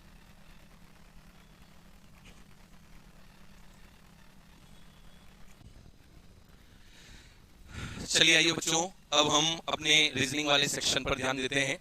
चेक करते हैं, देखिए आपने कितने क्वेश्चन सॉल्व किए होंगे और क्या क्या आपके आंसर रहे होंगे। देखो पहला प्रश्न जो आपको दिया गया था रीजनिंग का, वो अपने सिटिंग अरेंजमेंट का क्वेश्चन था। देखो आप क्या लिखा हुआ है, उत्तर की ओर मुंह किए हुए 5 लड़कियों की एक पंक्ति में रीता लता के दाईं ओर से दूसरे स्थान पर है। तो सबसे पहले हम लोग किसको बिठाएंगे, लता को। किसको बिठाएंगे, लता को। तो मान लेते हैं कि ये हमने लता को बिठा दिया और इसका मुख जो है वो कहाँ है, उत्तर की ओर है। उसने नहीं भी दिया हुआ होता तब भी हम उत्तर की ओर मानते, क्योंकि उत्तर की ओर मानने से हमें लेफ्ट राइट बोले तो बायां और दायां देखने में दिक्कत नहीं होती है। क्या कहा उसने, लता के दाईं और दूसरे स्थान पर। ये लता है, लता का दायां इधर होगा तो 1 और 2। दूसरे स्थान पर कौन है, यहां पर कौन है, रीता। ठीक है, चलो आगे बढ़ते हैं। रीता लता के दाईं और दूसरे स्थान पर बैठी है और अलका सीमा के बाईं और तीसरे स्थान पर बैठी है। चलो ये मान लेते हैं कि ये सीमा है और सीमा के बाईं ओर, सीमा का बायां इधर होगा, बाईं और तीसरे स्थान पर बैठी है कौन, बैठी है अलका। सीमा के बाईं ओर 1, 2 और तीसरे स्थान पर कौन बैठी है, अलका। ठीक है, अब क्या कह रहा है, सीमा पंक्ति के किसी भी अंतिम छोर पर नहीं बैठी है। तो क्या करेंगे हम, यहाँ लता और रीता के बीच में यहाँ पर बिठा देंगे किसको, सीमा को। सीमा को यहाँ बिठा दिया, एक यहाँ पर लता को छोड़ दिया, एक और पर्सन छोड़ दिया और यहाँ पर हमने किसको बिठा दिया, अलका को। कितने थे टोटल, 5 पर्सन थे। 5 पर्सन जो थे उनमें से 5 पर्सन को हमने यहाँ पर देखो अलका, फिर एक और यहाँ बिठाया, फिर बीच में लता, फिर सीमा और फिर रीता। अब क्या कह रहा है वो, सीमा पंक्ति के किसी भी अंतिम छोर पर नहीं बैठी है। ठीक है, यहाँ पर अलका आ चुकी है, लता आ चुकी है, सीमा आ चुकी है और रीता आ चुकी है। देखते हैं कोई 5वां पर्सन है क्या है। पूछ क्या रहा है वो, पंक्ति के मध्य में कौन बैठी है। देखो 2 इधर बैठी है लड़कियां और 2 लड़कियां इधर बैठी है, तो बीच में कौन बैठी होगी, लता। तो आपका राइट आंसर जो होगा वो होगा ऑप्शन नंबर बी। मैं आशा करता हूं कि आप लोगों ने ये क्वेश्चन बिल्कुल सही किया होगा। बहुत इजी क्वेश्चन था, पिछले 2-3 दिन से मैं आपको यही पढ़ा रहा हूं, तो आपने बिल्कुल सही क्वेश्चन सॉल्व किया होगा। राइट आंसर जो आपका है वो क्या है, लता। चलो बच्चों अगले प्रश्न की ओर बढ़ते हैं। देखो अगला प्रश्न जो दिया गया है वो आपको दिया गया है मिसिंग नंबर से। मिसिंग नंबर का प्रश्न है और क्या लिखा हुआ है, देखो यहाँ लिखा हुआ है, प्रश्न को मैं थोड़ा सा जूम कर देता हूँ। यहाँ लिखा हुआ है 64। क्या लिखा हुआ है, 64 लिखा हुआ है। ये 64 लिखा हुआ है, ये 64 लिखा हुआ है और ये लिखा हुआ है 28। तो सबसे पहले हम क्या करेंगे, 64 में से 28 को माइनस करेंगे। 28 को माइनस करेंगे। 14 में से 8 गया तो कितना बचा, 6। यहाँ बचा 5, 5 में से 2 गया तो कितना बचा, 3। ये 36 लिखा हुआ है और यहाँ लिखा हुआ है 6। इसका मतलब 36 का जो अंडर रूट निकालते हो आप लोग तो वो कितना आता है, 6। या हम ये बोल सकते हैं कि 6 का स्क्वायर कितना होता है, 36। सेम आप यहाँ पर 36 में से 11 को माइनस करोगे तो 25 आएगा और 25 का अंडर रूट कितना होता है, 5। उसी प्रकार आप क्या करोगे, 100 में से आपको 19 घटाना होगा। 100 में से जब आप 19 घटाओगे तो कितना बचेगा, 81। और 81 का अंडर रूट आप जानते हो 9। तो यहाँ पर आपका आंसर जो आएगा बच्चों वो क्या आएगा, 9। तो चलिए देखते हैं, देखें कौन से ऑप्शन में आपको 9 दिखाई दे रहा है। Option number C. Option number C में आपको 9 दिखाई दे रहा है, जो आपका बिल्कुल राइट आंसर होगा। चलिए नेक्स्ट क्वेश्चन पर चलते हैं। अगला क्वेश्चन वापस से आपका मिसिंग नंबर का ही है। मिसिंग नंबर में ये वाला पैटर्न मैं आपको बहुत अच्छे से पढ़ा चुका हूँ। क्वेश्चन सारे आपको वैसे ही दिए गए हैं जैसे हम लोग क्लास में पढ़ चुके हैं और ये सभी क्वेश्चन ऐसे हैं जो किसी न किसी एग्जाम के अंदर प्रीवियस ईयर में आ चुके हैं। मतलब ये सारे PYQs उठाए हुए हैं। चलो देखते हैं, देखें यहाँ पर हमें किसी न किसी तरीके से 215 लेकर आना है। बीच में क्या लेकर आना है, 215।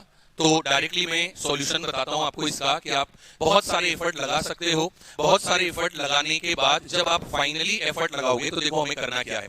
सबसे पहले हम इन दोनों को गुणा करेंगे। 12 में गुणा करेंगे कितने का, 6 का। तो 12 कितने होते हैं, 72। बार छंग कितना होता है 72। फिर हम 13 में गुणा करेंगे 11 का, 13 में 11 का गुणा करोगे तो 13 में 11 का गुणा करोगे तो आपका आंसर आएगा 143। अगर आप 143 में 72 ऐड करते हो तो 3 और 2 5, 7 4 11 का 1, हासिल का 1, 1 और 1 कितना 2, आपका क्या आंसर आ चुका है 215, जो आपको यहाँ पर मिल रहा है। इसका मतलब अपने को क्या करना है, लेफ्ट वाले दोनों अंकों का हमें क्या करना होगा, मल्टीप्लाई, फिर राइट वाले दोनों का मल्टीप्लाई करना होगा और दोनों को जोड़ देना होगा। चलिए यहाँ देखो, 9 को मल्टीप्लाई करोगे 11 से तो कितना आएगा 99, समझ में आ गई बात। फिर 11 को 11 से गुणा करोगे तो क्या आंसर आएगा 121। दोनों को जब जोड़ोगे तो आंसर कितना आ जाएगा 220। चेक करो, ऑप्शन नंबर ए में ही आपको 220 दिया हुआ है, ऑप्शन नंबर ए में ही आपको 220 दिया हुआ है, तो यही आपका क्या होगा, राइट आंसर होगा। देखो बच्चों, मैं आपको पहले भी कह चुका हूं कि ये चैप्टर आप तभी अच्छे से क्लियर कर सकते हो जब आप इसकी प्रैक्टिस अच्छे से करोगे। क्वेश्चन सारे आपको क्लास में किए करवाए हुए हैं, उन्हीं में से क्वेश्चन आपको दिए गए हैं। नेक्स्ट क्वेश्चन, अब अगला क्वेश्चन अपना आ चुका है नॉन वर्बल का, जिसमें मैंने आपको 5 टॉपिक पढ़ाए थे। उन 5 टॉपिक में से ही एक टॉपिक का क्वेश्चन है। चलिए आइए समझते हैं। थोड़ा सा जूम कर देता हूं मैं इसको। देखो, मैंने आपसे एक बात कही थी कि जब भी ऐसा प्रश्न आए तो सारे डायग्राम के पीछे नहीं पड़ना है। सबसे पहली बात तो ये है, जितने से अपना काम चल जाए, हार्ड वर्क की जगह हमें करना है स्मार्ट वर्क। कैसे करेंगे, देखो इधर सबसे पहले आप ये देखो कि यहाँ पर ये क्वेश्चन मार्क दिया हुआ है, यहाँ पर ये क्या दिया हुआ है, क्वेश्चन मार्क दिया हुआ है। अगले डायग्राम में ये क्वेश्चन मार्क यहाँ आ चुका है, फिर वापस अगले डायग्राम में क्वेश्चन मार्क वापस यहाँ आ गया, फिर अगले डायग्राम में क्वेश्चन मार्क फिर से यहाँ आ गया। तो जो अगला डायग्राम बनेगा उस अगले डायग्राम में क्वेश्चन मार्क वापस इस जगह पर आएगा। इसका मतलब मैं ये कह सकता हूं कि अगर ये हमारा डायग्राम है तो क्वेश्चन मार्क यहाँ पर लगेगा। ठीक है, चलो चेक करते हैं, चेक करते हैं ऐसा किसमें है, चेक करते हैं। क्या कह रहा हूं मैं, इस कॉर्नर पर क्वेश्चन मार्क आएगा। चेक करो किसमें है, इसमें है क्या, हाँ बिल्कुल है। इसमें है क्या, बिल्कुल है। इसमें नहीं है, ये आंसर नहीं होगा। इसमें नहीं है, ये आंसर नहीं होगा। अब अपने पास 2 आंसर बचे। अगला चेक करते हैं। देखो प्लस वाले को देखो, प्लस वाले को देखो।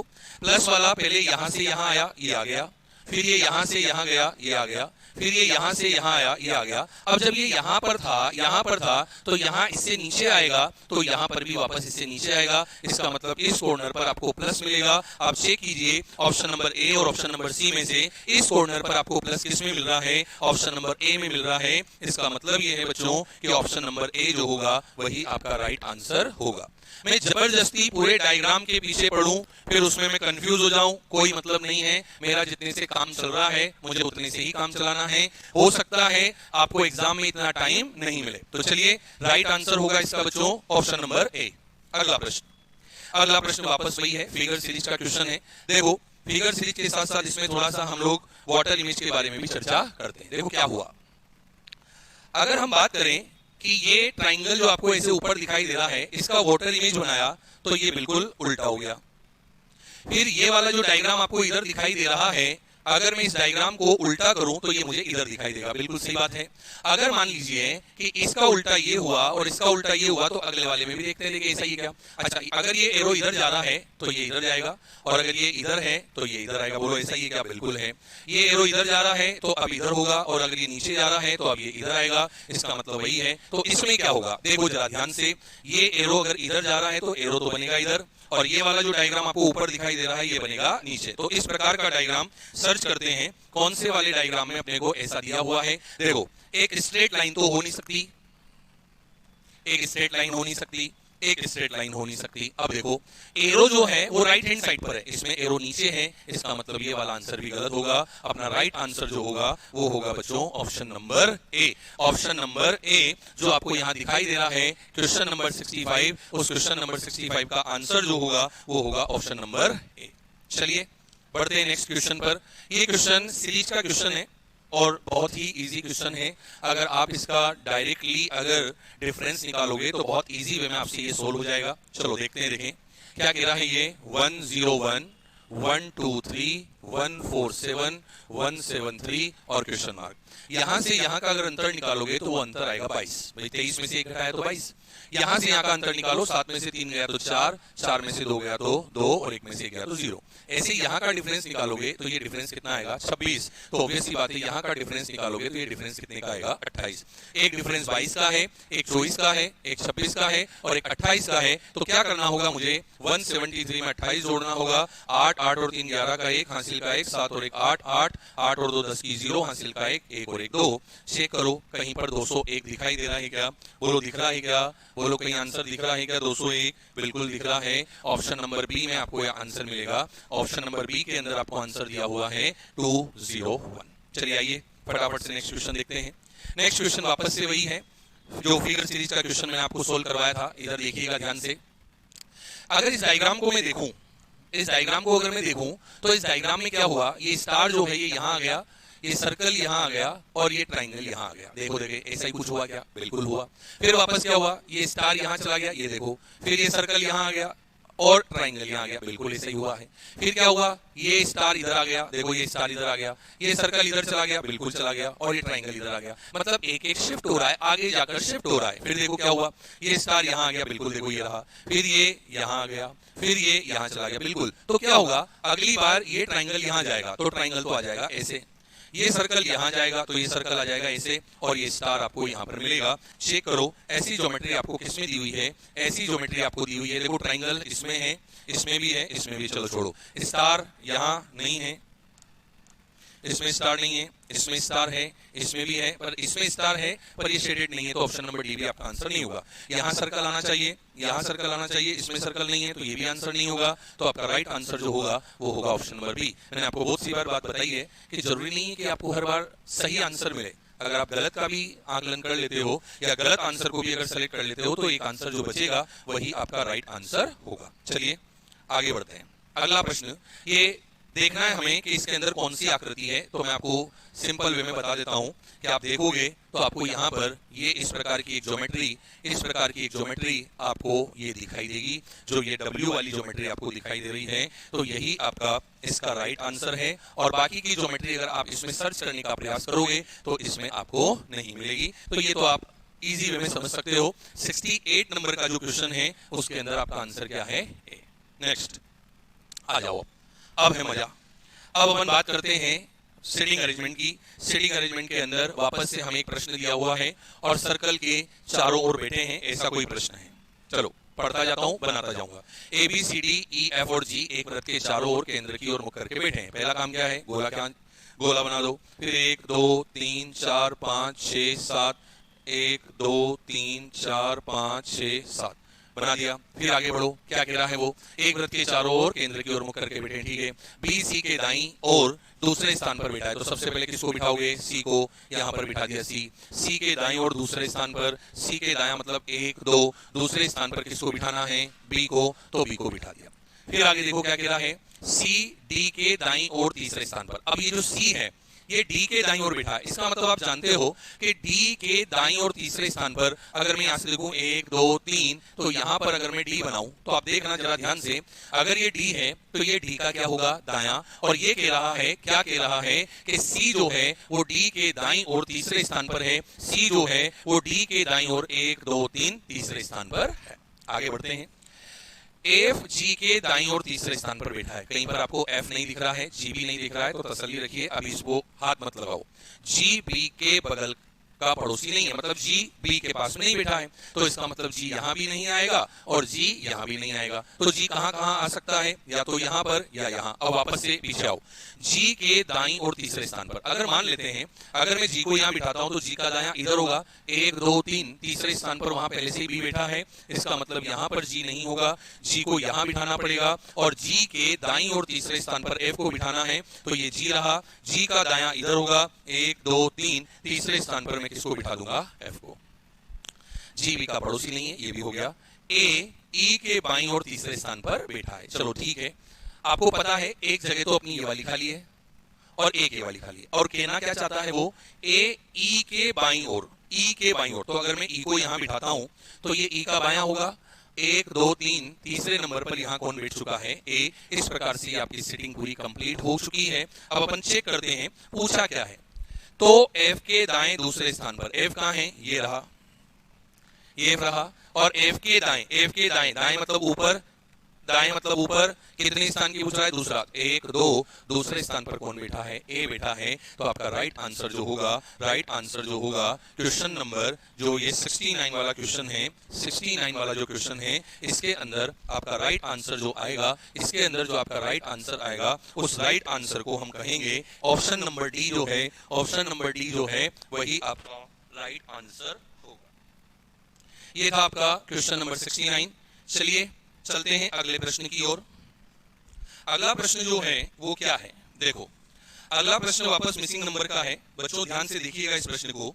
अगर इस प्रश्न को हम देखें तो यहां पर हमें करना क्या होगा, सबसे पहले हमें 96 में 4 का भाग देना होगा। जब 96 में आप 4 का भाग दोगे तो 24 आएगा, और 24 में अगर 5 जोड़ोगे तो 29 आएगा। इसी प्रकार आप 130 में 5 का भाग दोगे, 130 में अगर आप 5 का भाग दोगे तो 26 बार भाग जाएगा, 5 एकम 5, 5 दूना 10, बचा 3, 5 संग 30, 26 बार भाग जाएगा, और 26 में अगर 9 जोड़ोगे तो 35 आएगा। इसी प्रकार 162 में 6 का भाग दो, 2 भैया 6 का भाग, 6 एकम 6, 6 दूना 12, बचे कितने 4, 6 7 42, कितना हो गया 27 बार भाग गया, और वहां संख्या आपको क्या दे रखी है 4। अगर मैं 27 में 4 ऐड करता हूं तो आंसर कितना आ जाएगा 31। 31 मेरा आंसर जो दिया हुआ है, 31 जो आंसर दिया हुआ है बच्चों वो दिया हुआ है ऑप्शन नंबर ए में, ऑप्शन नंबर ए में। और मुझे पक्का कंफर्म है कि ये क्वेश्चन आप लोगों ने बहुत आसानी से सॉल्व कर लिया होगा, ज्यादा दिक्कत आपको इसमें नहीं आई होगी। चलो अगले प्रश्न की ओर चलते हैं। फिर वापस सिटिंग का क्वेश्चन आ चुका है। 7 व्यक्ति M N O P Q R और S उत्तर की ओर मुंह करके एक सीधी रेखा में है। चलो कितने व्यक्ति हैं, 7 बनाते हैं भैया, बनाते हैं सब, 7 व्यक्ति बना देते हैं। 1 2 3 4 5 6 7 एक सीधी रेखा में बैठे हैं, और जरूरी नहीं है कि इसी, वो तो आपने को हमेशा से ही पता है। ये कह रहा है R और S के बीच में केवल 2 व्यक्ति बैठे हैं, R और S के बीच में 2 व्यक्ति बैठे हैं। इस बात को अभी हम थोड़ा सा स्किप कर देते हैं, आगे बढ़ते हैं। S N के बाएं से दूसरे स्थान पर, तो सबसे पहले हम क्या करें, N को बिठाएं। चलो मान लेते हैं कि N यहां बिठा है, कोई भी एक रैंडम जगह बिठा दिया। N के बाएं से दूसरे स्थान पर, तो N का बायां इधर होगा, तो दूसरा स्थान का मतलब एक स्थान तो ये हो गया, और दूसरे स्थान पर कौन बैठा है S। S N के बाएं से दूसरे स्थान पर बैठा है। P O के बाएं से तीसरे स्थान पर बैठा है, इसको भी अभी थोड़ी देर के लिए छोड़ दो। S और N के बीच में केवल Q बैठा है, तो S और N के बीच में यहां पर किसको बिठा दो, Q को बिठा दिया भैया। अब क्या कह रहा है ये, N पंक्ति के सबसे दाहिनी छोर पर, अगर N सबसे राइट एंड पर बैठा है तो ये N हो गया, ये Q हो गया, और ये S हो गया। यहां तक की बात क्लियर है, आगे बात समझ में। अब उसके बाद आगे बढ़ते हैं, क्या कहना चाहता है वो, R और S के बीच में केवल 2 व्यक्ति हैं। अगर ये S है तो 1 2 छोड़ दो, यहां पर बिठा दो आप R को। आगे बढ़ते हैं और देखते हैं क्या कह रहा है, S और N के बीच में केवल Q बैठा है, N पंक्ति के सबसे दाहिनी छोर पर बैठा है, N पंक्ति के सबसे दाहिनी छोर पर बैठा है। ठीक है साहब, अब क्या कह रहा है ये, कहना क्या चाहता है, एक लाइन और अपने को दी गई थी, P O के बाएं से तीसरे स्थान पर बैठा है, O के बाएं से, अच्छा O को हम यहां बिठाएं तभी तो जाकर ये P जो है O के बाएं 1 2 3 स्थान पर यहां आएगा। अब एक बात बताओ, वो पूछ क्या रहा है, निम्नलिखित में से कौन पंक्ति के ठीक बीच में बैठा है। ठीक बीच का मतलब 3 इधर के छोड़ दो, 3 इधर के छोड़ दो, बीच में कौन बचा, O। दिया हुआ है क्या ऑप्शन में, हाँ दिया हुआ है ऑप्शन में, ऑप्शन नंबर सी 71 के अंदर ऑप्शन नंबर सी जो है वही आपका राइट आंसर होगा, वही आपका राइट आंसर होगा। Option number C is the right answer. Next, ये थोड़ा सा लल्लू वाला प्रश्न आ गया, देखो एक लल्लू लेवल का प्रश्न आ गया। अपने को करना क्या है, ये दोनों गोले जो दे रखे हैं इसमें ढूंढने। अब एक बात बताओ, एक गोले ऐसे हैं तो ये गोले ऐसे तो कभी नहीं हो सकते, इसमें 2 गोले ही नहीं है, इसमें ये जो 2 गोले दे रखे हैं इन दोनों गोलों के बीच में जो ये लाइन दे रखी है वो लाइन है ही नहीं। बस खत्म बात, ज्यादा दिमाग हमें लगाना है नहीं। आंसर आ गया ऑप्शन नंबर ए। ठीक है, अगला प्रश्न। अब देखो फिर वापस से वही प्रश्न, वापस से जो प्रश्न आया है आपका वो एक मिरर इमेज का प्रश्न है। अगर मैं इसको सॉल्व करूं तो जो सबसे पहले अगर n है तो सबसे पास में यहाँ n बनेगा और n ऐसे बनेगा, फिर ये 3 ऐसे बना हुआ है तो ये 3 ऐसे बनेगा, फिर ये 9 ऐसे बना हुआ है तो ये 9 ऐसे बनेगा, फिर R ऐसे बना हुआ है तो ये R ऐसे बनेगा, फिर F इधर है तो ये F इधर बनेगा।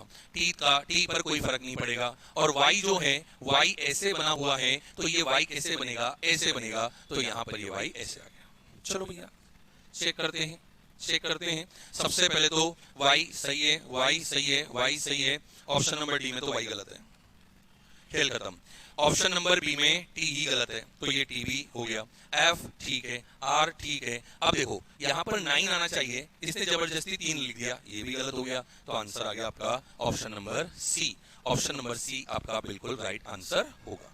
अगला प्रश्न देखो, एक कागज को नीचे दिखाए अनुसार मोड़ा और काटा गया है, खोलने पर ये कैसा दिखाई देगा। तो देखो इसको पहले ऐसे फोल्ड किया, फिर नीचे लाए, फिर यहाँ पर। तो जब इसको वापस आप ओपन करोगे तो सबसे पहले तो आपको यहाँ पर एक डायग्राम दिखाई देगा, और ये वाला जो डायग्राम है ये यहाँ दिखाई देगा, और ये वाला डायग्राम आपको यहाँ पर दिखाई देगा। फिर जब आप इसको ऐसे ओपन करोगे, ऐसे ओपन करोगे, ऐसे ओपन करोगे तो क्या होगा, ऐसे ओपन करोगे तो क्या होगा, यहाँ पर ये ऐसे कंप्लीट हो जाएगा, ये पूरा ऐसे कंप्लीट हो जाएगा, ये ऐसे कंप्लीट हो जाएगा, और ये दोनों सर्कल आपको यहाँ पर ऐसे मिल जाएंगे। तो चेक करो इसमें ही क्या, नहीं, इसमें तो बीच का यही गलत दे रखा है, इसमें भी गलत है। तो एक ही आंसर आपका सही होगा, ऑप्शन नंबर बी।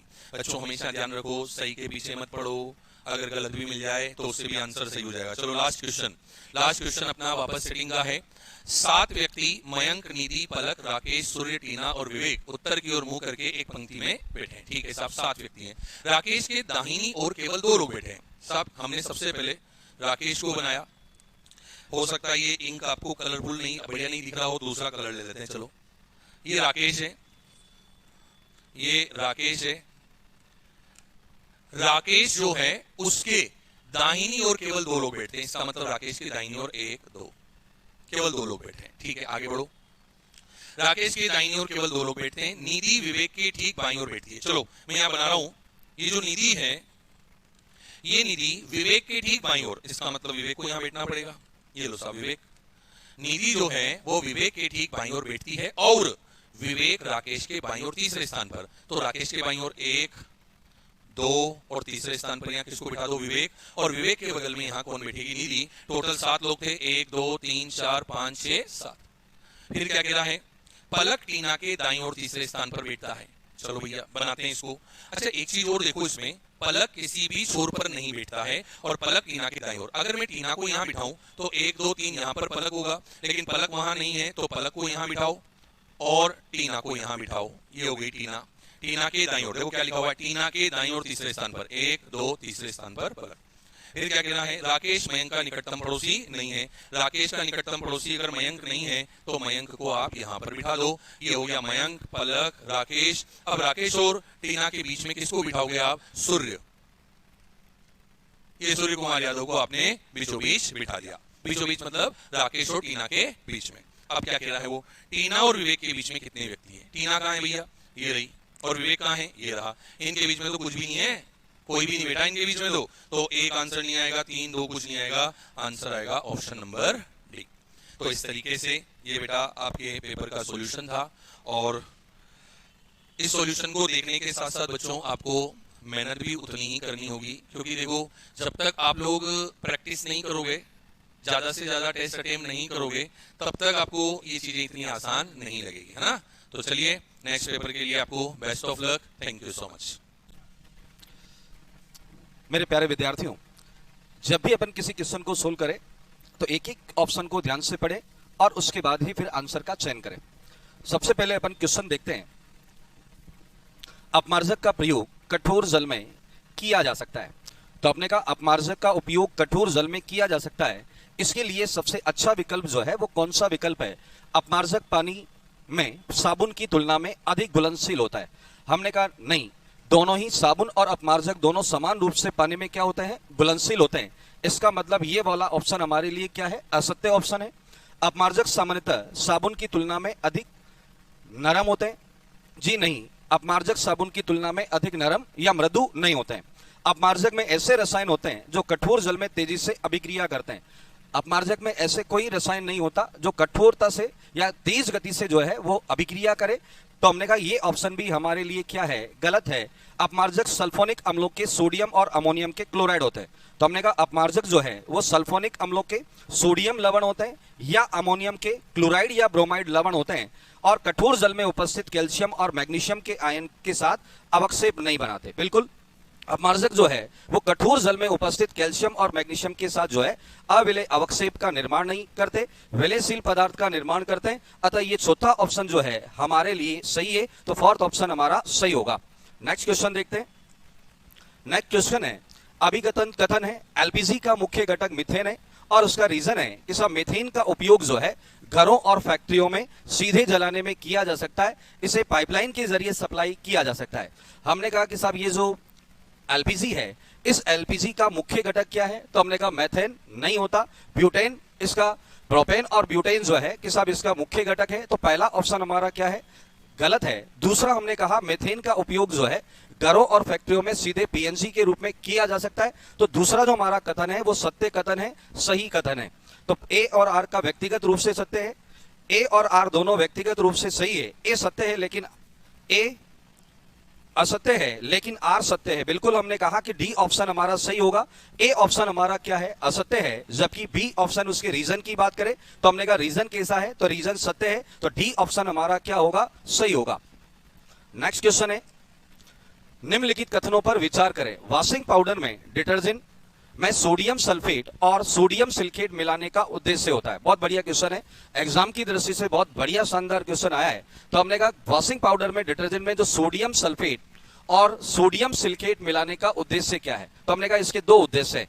एक, वॉशिंग पाउडर को सूखा बनाया जाता है और दूसरा वॉशिंग पाउडर की क्षारीयता को बनाए रखना है। तो हमने कहा दो पदार्थ, तो ये जो डिटर्जेंट है, डिटर्जेंट, और इन डिटर्जेंट की बात करें तो डिटर्जेंट में दो प्रकार के पदार्थों को मिलाया जाता है और ये दो प्रकार के पदार्थ कौन कौन से हैं, तो हमने कहा एक तो सोडियम सल्फेट है, सोडियम सल्फेट, और दूसरा पदार्थ कौन सा है, तो हमने कहा वो सोडियम सिलिकेट है। कौन सा है भैया, सोडियम सिलिकेट। तो दो पदार्थों को मिलाया जाता है और दो पदार्थ कौन कौन से हैं, तो हमने कहा एक तो सोडियम सल्फेट और दूसरा कौन सा है, सोडियम सल्फेट। ये जो सोडियम सल्फेट है इसका यूज कहाँ किया जाता है या इसका क्या फायदा है, तो हमने कहा सोडियम सल्फेट जो है ये अपमार्जक को नमी से बचाता है। तो ये जो अपमार्जक है इस अपमार्जक को नमी से बचाता है, साथ के साथ कैसा रखता है, तो हमने कहा सूखा या भुरभुरा बनाए रखने में मदद करता है। जबकि सोडियम सल्फेट की बात करें तो ये अपमार्जक की क्षारीयता को बनाए रखता है और साथ के साथ जो है ये इस कपड़ों की धुलाई में, सफाई में मदद करता है। तो हमारे दो कथन है, वॉशिंग पाउडर को सूखा बनाता है, बिल्कुल सही है, और पाउडर की क्षारीयता को बनाए रखता है। तो हमारे एक और दो कथन दोनों कैसे हैं, तो हमने कहा दोनों कथन जो है वो सही है। नेक्स्ट क्वेश्चन देखते हैं, एल्केन के संबंध में निम्न में से कौन सा कथन सही है। तो बहुत बढ़िया क्वेश्चन है, एल्केन के संबंध में कौन सा कथन सही है, तो एक एक क्वेश्चन को ध्यान से पढ़ें। संतृप्त हाइड्रोकार्बन में एक से अधिक एकल बंध होते हैं। तो हमने कहा संतृप्त हाइड्रोकार्बन में क्या पाए जाते हैं, कि सब एकल बंध पाए जाते हैं, बिल्कुल सही बात है। संतृप्त हाइड्रोकार्बन में एक से अधिक द्विबंध होते हैं क्या, हमने कहा नहीं, द्विबंध नहीं पाए जाते संतृप्त हाइड्रोकार्बन में। असंतृप्त हाइड्रोकार्बन में एक से अधिक द्विबंध होते हैं, लेकिन हमसे यहाँ पर पूछा किसका है, एल्केन, और एल्केन क्या है, तो हमने कहा संतृप्त हाइड्रोकार्बन है, संतृप्त हाइड्रोकार्बन है। जबकि यहाँ पर जो बात बताई गई है वो किसके बारे में बताई गई है, असंतृप्त हाइड्रोकार्बन के बारे में। इसका मतलब ये ऑप्शन भी हमारे लिए गलत है। असंतृप्त हाइड्रोकार्बन में एक से अधिक एकल बंध होते हैं। तो हमने कहा असंतृप्त हाइड्रोकार्बन की बात करें तो इसमें डबल बॉन्ड भी होता है और इसमें ट्रिपल बॉन्ड भी होता है। आई बात में ये भी ऑप्शन हमारे लिए गलत है। तो हमने कहा पहला ऑप्शन जो है हमारा सही ऑप्शन होगा, पहला ऑप्शन जो है वो सही ऑप्शन है। संतृप्त हाइड्रोकार्बन में एक से अधिक क्या पाए जाते हैं, एकल बंध पाए जाते हैं। तो हाइड्रोकार्बन की बात करें तो दो प्रकार के हाइड्रोकार्बन होते हैं, एक संतृप्त हाइड्रोकार्बन, दूसरा असंतृप्त हाइड्रोकार्बन। संतृप्त हाइड्रोकार्बन किसे, जिसमें कार्बन कार्बन के मध्य एकल बंध पाया जाता है, सिंगल बॉन्ड पाया जाता है, उसे संतृप्त हाइड्रोकार्बन कहते हैं। जबकि असंतृप्त हाइड्रोकार्बन की बात करें तो जिसमें डबल बॉन्ड हो या ट्रिपल बॉन्ड हो उसे असंतृप्त हाइड्रोकार्बन कहते हैं। और ये दो प्रकार का होता है, एल्कीन और एल्काइन। एल्कीन में कार्बन कार्बन के मध्य डबल बॉन्ड होगा और एल्काइन में कार्बन कार्बन के मध्य कम से कम एक ट्रिपल बॉन्ड होगा। नेक्स्ट क्वेश्चन है, हाइड्रोकार्बनों के अणुभारों के बढ़ते क्रम के अनुसार निम्नलिखित में से कौन सा क्रम सही है। तो हमने कहा कि सब ये जो हाइड्रोकार्बन है इनके अणुभार के कौन से क्रम में लिखना है, बढ़ते क्रम में लिखना है। तो सबसे पहले तो बात करें कि साहब इसमें क्या क्या दे रखा है। तो पहले ऑप्शन की बात करें तो पहला ऑप्शन है मैथेन, और इस मैथेन का फॉर्मूला क्या है, तो हमने कहा इसका फॉर्मूला है CH4। अगर हम इसके अणुभार की बात करें तो अणुभार कैसे निकालेंगे, कार्बन और हाइड्रोजन के दोनों के अणुभारों को क्या करेंगे, जोड़ेंगे। कार्बन का अणुभार कितना, 12, हाइड्रोजन का कितना, एक हाइड्रोजन का एक होता है, 4 हाइड्रोजन है 4 होगा। तो हमने कहा 12 और 4 कितना होता है, तो हमने कहा 16। इसके बाद हमने कहा एथेन की बात करें, तो एथेन की बात करें तो हमने कहा एथेन का फॉर्मूला क्या है, तो हमने कहा एथेन की बात करें तो C2H6, और C2H6 की बात करें तो कार्बन, 2 कार्बन है तो 2 कार्बन का 24, और हाइड्रोजन की बात करें तो 6 हाइड्रोजन है तो कितना हो गया, तो हमने कहा 30 हो गया। इसी प्रकार से प्रोपेन की बात करें, प्रोपेन, और प्रोपेन का फॉर्मूला क्या है, C3H8 है, 3 कार्बन है और 3 कार्बन है तो कार्बन का कितना हो गया कि साहब 36, और हाइड्रोजन कितना है, तो हमने कहा 8 है, 36 8 और कितना हो गया 44। इसी प्रकार से ब्यूटेन की बात करें तो ब्यूटेन का कितना होगा, तो C4H10 इसका फॉर्मूला है, और कितना होगा, तो 1 कार्बन का 12 होता है, और 4 कार्बन है तो 48, तो कार्बन का हो गया, और 10 हाइड्रोजन का हो गया, कितना हो गया 58। तो हमने कहा ये जो पहला ऑप्शन है, इस पहले ऑप्शन में सभी बढ़ते क्रम में व्यवस्थित किए गए, तो हमने कहा पहले ऑप्शन की बात करें तो हमारा पहला ऑप्शन ही सही होगा, और पहले ऑप्शन में सभी को परमाणु भार के बढ़ते क्रम में क्या किया गया है, व्यवस्थित किया गया है। नेक्स्ट क्वेश्चन देखते हैं, सिंथेटिक डिटर्जेंट हार्ड पानी में अच्छी तरह से झाग बना सकते हैं। बिल्कुल, सिंथेटिक जो है कि सब डिटर्जेंट संश्लेषित अपमार्जक हार्ड पानी या कठोर पानी में आसानी से क्या बनाते हैं, झाग। इसका रीजन क्या है, सिंथेटिक डिटर्जेंट कठोर पानी के साथ घुलनशील कैल्शियम और मैग्नीशियम के साल्ट बनाते हैं। बहुत बढ़िया सा क्वेश्चन है। तो हमने कहा सिंथेटिक डिटर्जेंट जो है हार्ड पानी में अच्छी तरह से झाग बनाते हैं, बिल्कुल बनाते हैं, ये कथन भी सही है। फिर दूसरा हमने कहा कि साहब जो हार्ड पानी में, इसका रीजन क्या है, तो यहाँ हार्ड पानी में कैल्शियम और क्या पाया जाता है, मैग्नीशियम, इनके साथ ये घुलनशील पदार्थ का निर्माण करते हैं। तो ए और आर दोनों कैसे है, सही है, ए आर सही व्याख्या करता है। तो हमने कहा ए और आर दोनों कैसे है, सही है, और आर ए की सही प्रकार से व्याख्या करता है। पहला ऑप्शन जो है हमारा सही होगा। नेक्स्ट क्वेश्चन है, द्रवित पेट्रोलियम गैस और संगनित प्राकृतिक गैस यानी सीएनजी के संदर्भ में निम्नलिखित कथनों पर विचार करें। तो द्रवित पेट्रोलियम गैस यानी ये कौन है, एलपीजी है, और संगनित प्राकृतिक गैस की बात करें तो ये कौन है कि साहब ये सीएनजी है। और विचार कर गलत कथन का चयन करें। ये ध्यान रखना कौन से कथन का चयन करना है भाई, तो हमने कहा गलत कथन का चयन करना है। कौन से कथन का, गलत कथन का। तो प्राकृतिक गैस का मुख्यतः मेथेन होती है, तो प्राकृतिक गैस में मुख्यतः मेथेन होती है, जबकि द्रवित पेट्रोलियम गैस में कौन होगा, तो हमने कहा पेट्रोलियम में, द्रवित पेट्रोलियम गैस में प्रोपेन और ब्यूटेन होता है, बिल्कुल मिश्रण होता है, सही कथन है। सीएनजी और एलपीजी के सापेक्ष अधिक ऊर्जा अवयव होता है, तो हमने कहा नहीं, सीएनजी और एलपीजी के सापेक्ष अधिक ऊर्जा अवयव नहीं होता। एलपीजी की ज्यादा एनर्जी होती है, ज्यादा ऊर्जा उत्पन्न होती है, जबकि सीएनजी की ऊर्जा की बात करें तो कम ऊर्जा का निर्माण करता है। तो ये वाला कथन हमारे लिए क्या है, असत्य है।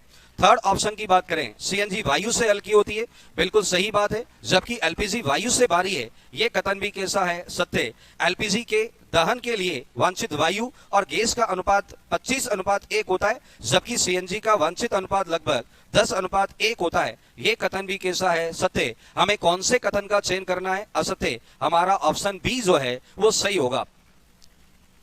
नेक्स्ट क्वेश्चन, दो कथन है, अधिकांश संश्लेषित बहुलक जैव निम्नीकरण नहीं होते। तो हमने कहा संश्लेषित बहुलकों की बात करें तो जैसे पॉलिथीन हो गया, प्लास्टिक हो गया, ये सब क्या है, संश्लेषित बहुलक है। और संश्लेषित बहुलक जो है इनका सूक्ष्म जीवों के द्वारा आसानी से अपघटन नहीं होता है। तो इनका आसानी से अपघटन नहीं होता है, इसका मतलब ये कथन कैसा है, सही है। इसका रीजन क्या है, तो हमने कहा बहुलकीकरण की प्रक्रिया में स्वाभाविक रूप से कार्बनिक अणुओं को विषाक्त बनाती है, जिससे ये टूटते नहीं है। हमने कहा बिल्कुल नहीं, ये विषाक्त नहीं बनाते हैं, जबकि यहाँ पर हमने कहा कि सब बहुलकीकरण में जो विभिन्न हाइड्रोकार्बन की जो श्रृंखला होती है वो लंबी श्रृंखला होती है और साखित श्रृंखला होती है। तो हमने कहा ये हमारा जो है रीजन जो है वो कैसा है, असत्य है। तो हमने कहा क्या है, तो ए और आर दोनों, ए सत्य है लेकिन आर असत्य है। तो हमने कहा ए सत्य है और ए सत्य है और आर कैसा है, तो हमने कहा असत्य है। दूसरा हमने कहा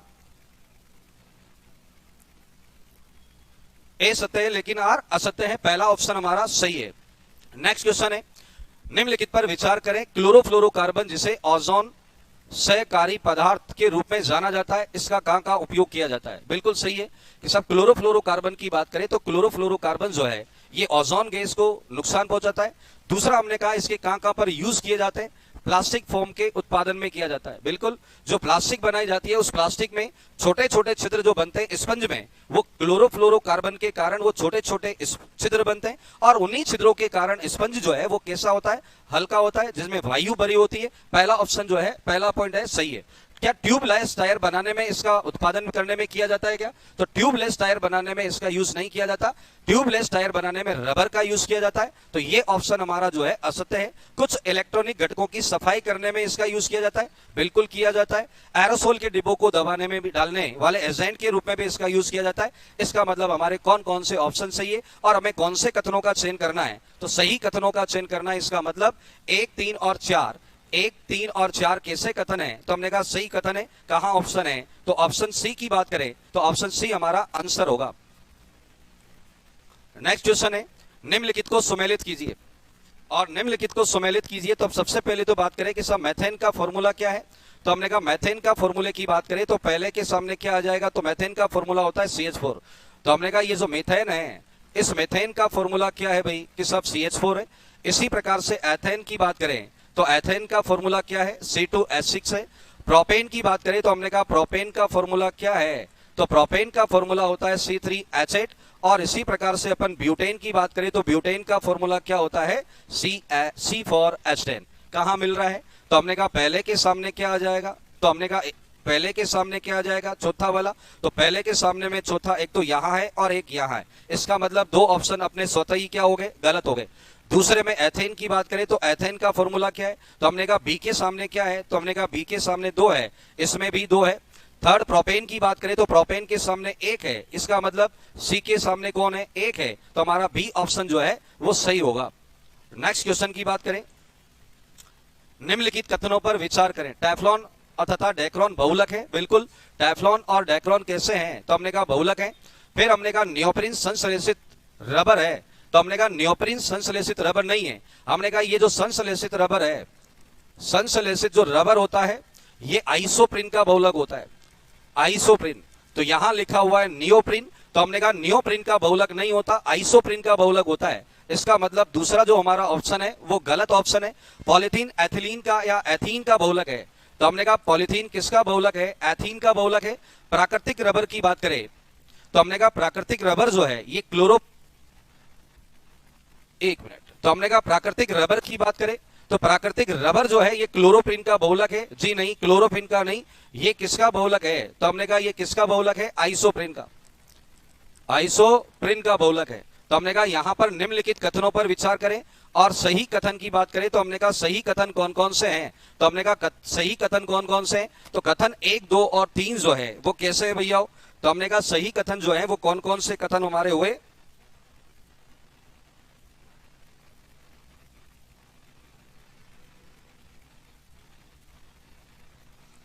तो इसका मतलब हमने कहा कि सब ये चौथा कथन जो गलत है, पहला, दूसरा और तीसरा कथन कैसा है? सही है। तो ऑप्शन ए हमारा जो है वो सही होगा, पहला, दूसरा और तीसरा। नेक्स्ट क्वेश्चन की बात करें तो निम्नलिखित युग्मों में से कौन सा सुमेलित नहीं है? शुष्क भर्ष ठोस CO2 है, बिल्कुल सही बात है। मस्टर्ड गैस जो है रासायनिक युद्ध में यूज किया जाता है, तो द्वितीय विश्व युद्ध में इसका यूज किया गया था। टेफ्लॉन फ्लोरीन युक्त बहुलक है और फुलरीन जो है कि सब फ्लोरीन युक्त कार्बनिक यौगिक है। तो दूसरा, ये तीसरा ऑप्शन भी सही है और बी ऑप्शन भी सही है। कौन सा सुमेलित नहीं है? तो हमने कहा फ्लोरीन की बात करें तो फ्लोरीन जो है ये किसका है? तो हमने कहा सर ये तो टोटली कार्बन से मिलकर बना है। तो हमने कहा कौन सा सुमेलित नहीं है? तो फ्लोरीन की बात करें, फुलरीन की बात करें तो ये फ्लोरीन युक्त कार्बनिक यौगिक नहीं है। तो हमारा डी ऑप्शन जो है वो सही आंसर होगा।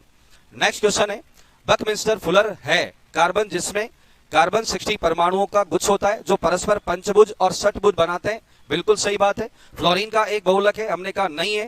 कार्बन का एक समस्थानिक होता है, नहीं होता है। इसका मतलब हमारा आंसर क्या होगा? आंसर ए ऑप्शन होगा।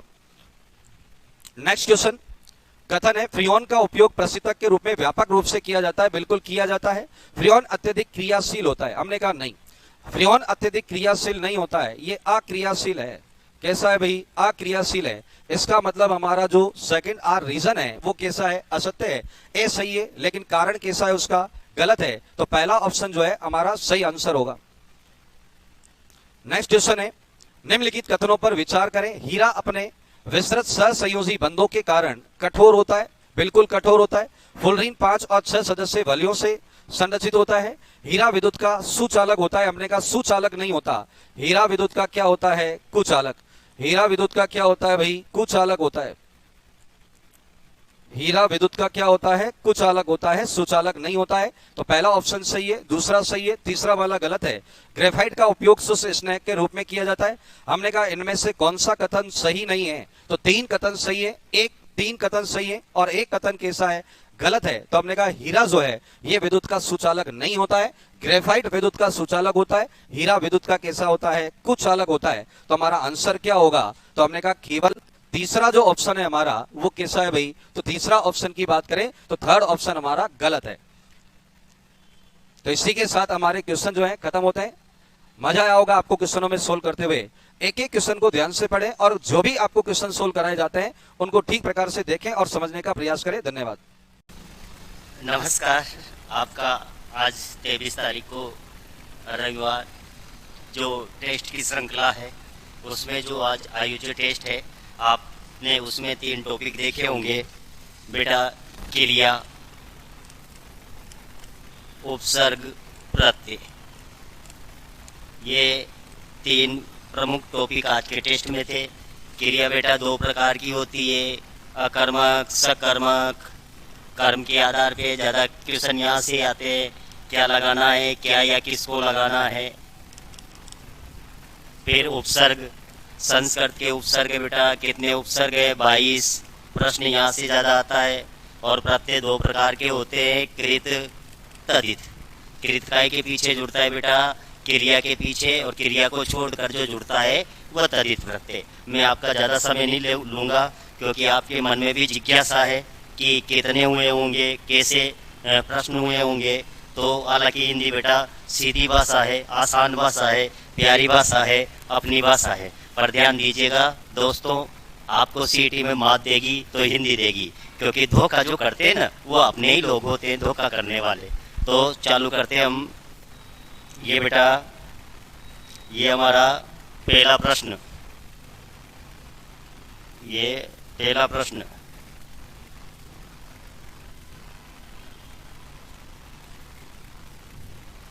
ये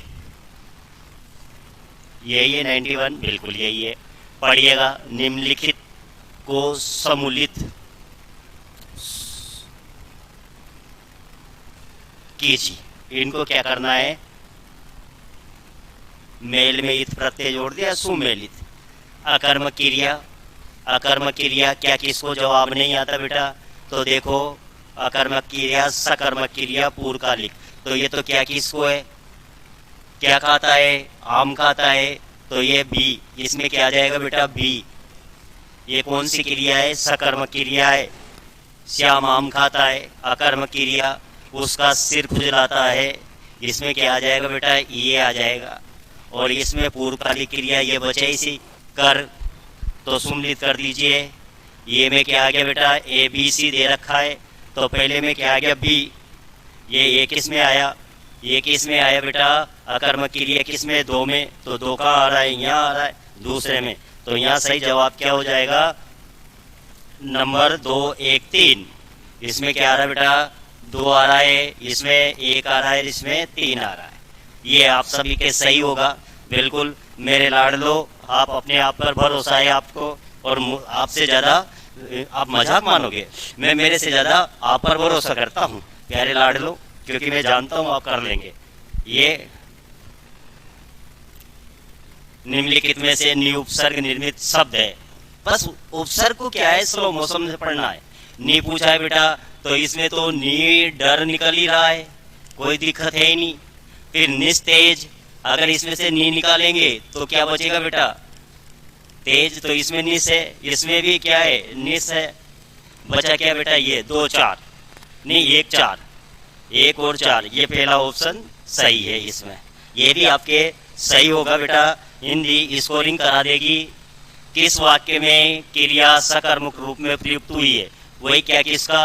वो अभी तक सो रहा है। सोना क्रिया कौन सी बेटा? अकर्मक है। बच्चा बहुत देर से रो रहा है, अकर्मक क्रिया है। धावक मैदान में दौड़ रहा है, अकर्मक क्रिया है। वह क्या उड़ा रहा है? पतंग। तो कौन सा सही हो जाएगा बेटा? डी। और बाकी तीनों में कौन सी है? अकर्मक क्रिया है। तो ये भी आपका सही हुआ होगा। अगला लीजिएगा, निम्नलिखित में से किन शब्दों में प्रति उपसर्ग का प्रयोग है?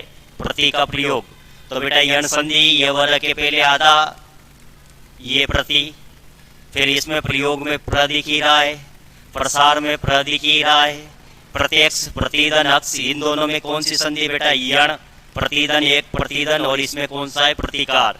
तो क्या हो जाएगा बेटा? 1 4 5 और 1 4 5 इसमें, ये भी सही है। इसमें 1 4 5 में प्रति उपसर्ग है, 3 और 2 में प्र उपसर्ग है। फिर अगला लीजिएगा, अकर्मक क्रियाओं का सीधा संबंध कर्ता से नहीं होता, इनका फल स्वयं कर्ता पर पड़ने से दूर रहता है। इनका फल कर्ता से, अकर्मक क्रियाओं का सीधा संबंध कर्ता से नहीं होता, कर्ता से होगा ना बेटा अकर्मक क्रिया। राम सोता है, कौन सो रहा है? कर्ता। सकर्मक क्रियाओं का फल कर्म पर पड़ता है, कर्म के बिना उनका अर्थ पूरा नहीं हो सकता। उपयुक्त कथनों के आलोक में निम्नलिखित है। तो अकर्मक क्रियाओं का सीधा संबंध कर्ता से नहीं होता, होता है। इनका फल स्वयं कर्ता पर पड़ने से दूर रहता है, कर्ता पर तो फल पड़ेगा ही पड़ेगा। और सकर्मक में किस पर पड़ेगा? कर्ता और कर्म दोनों पर पड़ेगा। सकर्मक क्रियाओं का फल कर्म पर पड़ता है, कर्म के बिना उनका अर्थ पूरा नहीं हो सकता। तो दूसरा सही है, पहला गलत है। कथन 1 और 2, कथन 1 असत्य है किंतु 2 सत्य है, डी। सही जवाब डी। अब अगला लीजिएगा, सीधे सीधे यही टॉपिक सीधे बेटा। विदेशी उपसर्ग है, किस में कोई उपसर्ग नहीं है, बे दिख रहा है, बे दिख रहा है, बे दिख रहा है, केवल ये बेलदार। इसमें क्या आ रहा है बेटा? बेल। अगर इस बे को अलग निकाल देंगे तो लदार बचा, लदार शब्द नहीं होता, इसलिए इसमें बेल शब्द आ रहा है, बेलदार। तो इसी में है। और ये तो ऐसा उपसर्ग है बेटा, आप मेरे से ज्यादा जानते हो, बेवक्त, बेपरवाह, बेवफा भी, बेवजह, ये सारे के सारे आ जाएंगे बेटा। बहुत आसान उपसर्ग है। अब अगला, निम्नलिखित में से गलत विकल्प है। गलत बोलो, असंगत बोलो, सही नहीं है।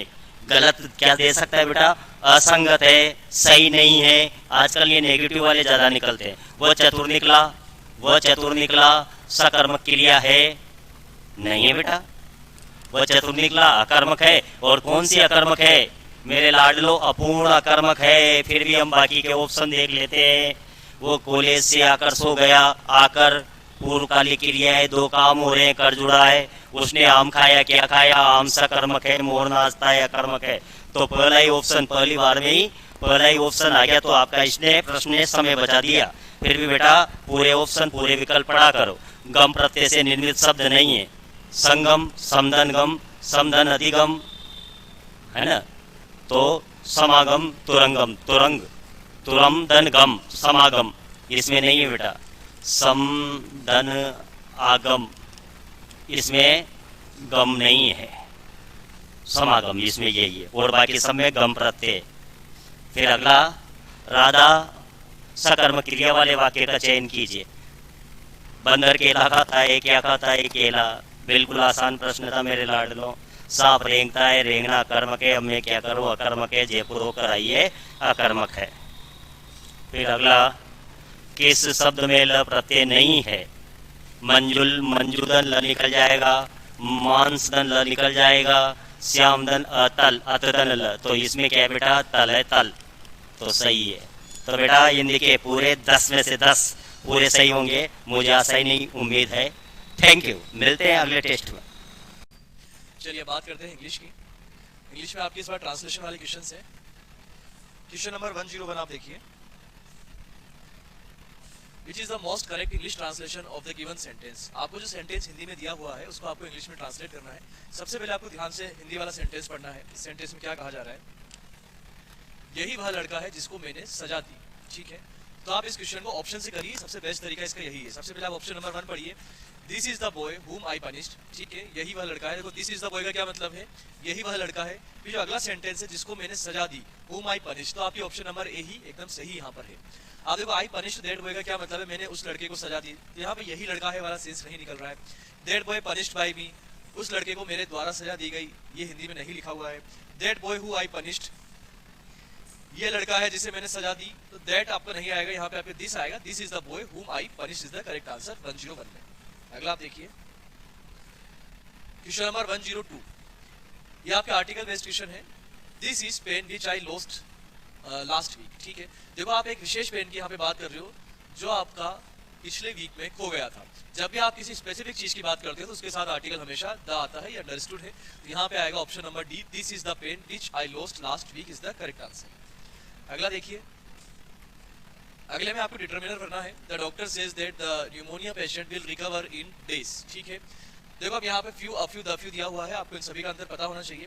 फ्यू का मतलब होता है न के बराबर, मतलब आप उसे गिनो ही मत, इतना होता है, नगण्य एक तरीके से कह सकते हो। अफ्यू का मतलब होता है थोड़ा बहुत, और द फ्यू का मतलब होता है जितना है सब कुछ। तो यहाँ पे जो बेस्ट ऑप्शन है वो आपके है ए फ्यू डेज, कि डॉक्टर ने कहा है कि जो निमोनिया का पेशेंट है वो कुछ दिनों में रिकवर हो जाएगा। तो कुछ का जो सेंस देने वाला यहाँ पे ऑप्शन है वो आपके ऑप्शन नंबर बी है, इसलिए यहाँ पे आपके आएगा ए फ्यू। चलिए अगले क्वेश्चन को देखते हैं। अगले क्वेश्चन में भी आपको डिटरमिनर भरना है।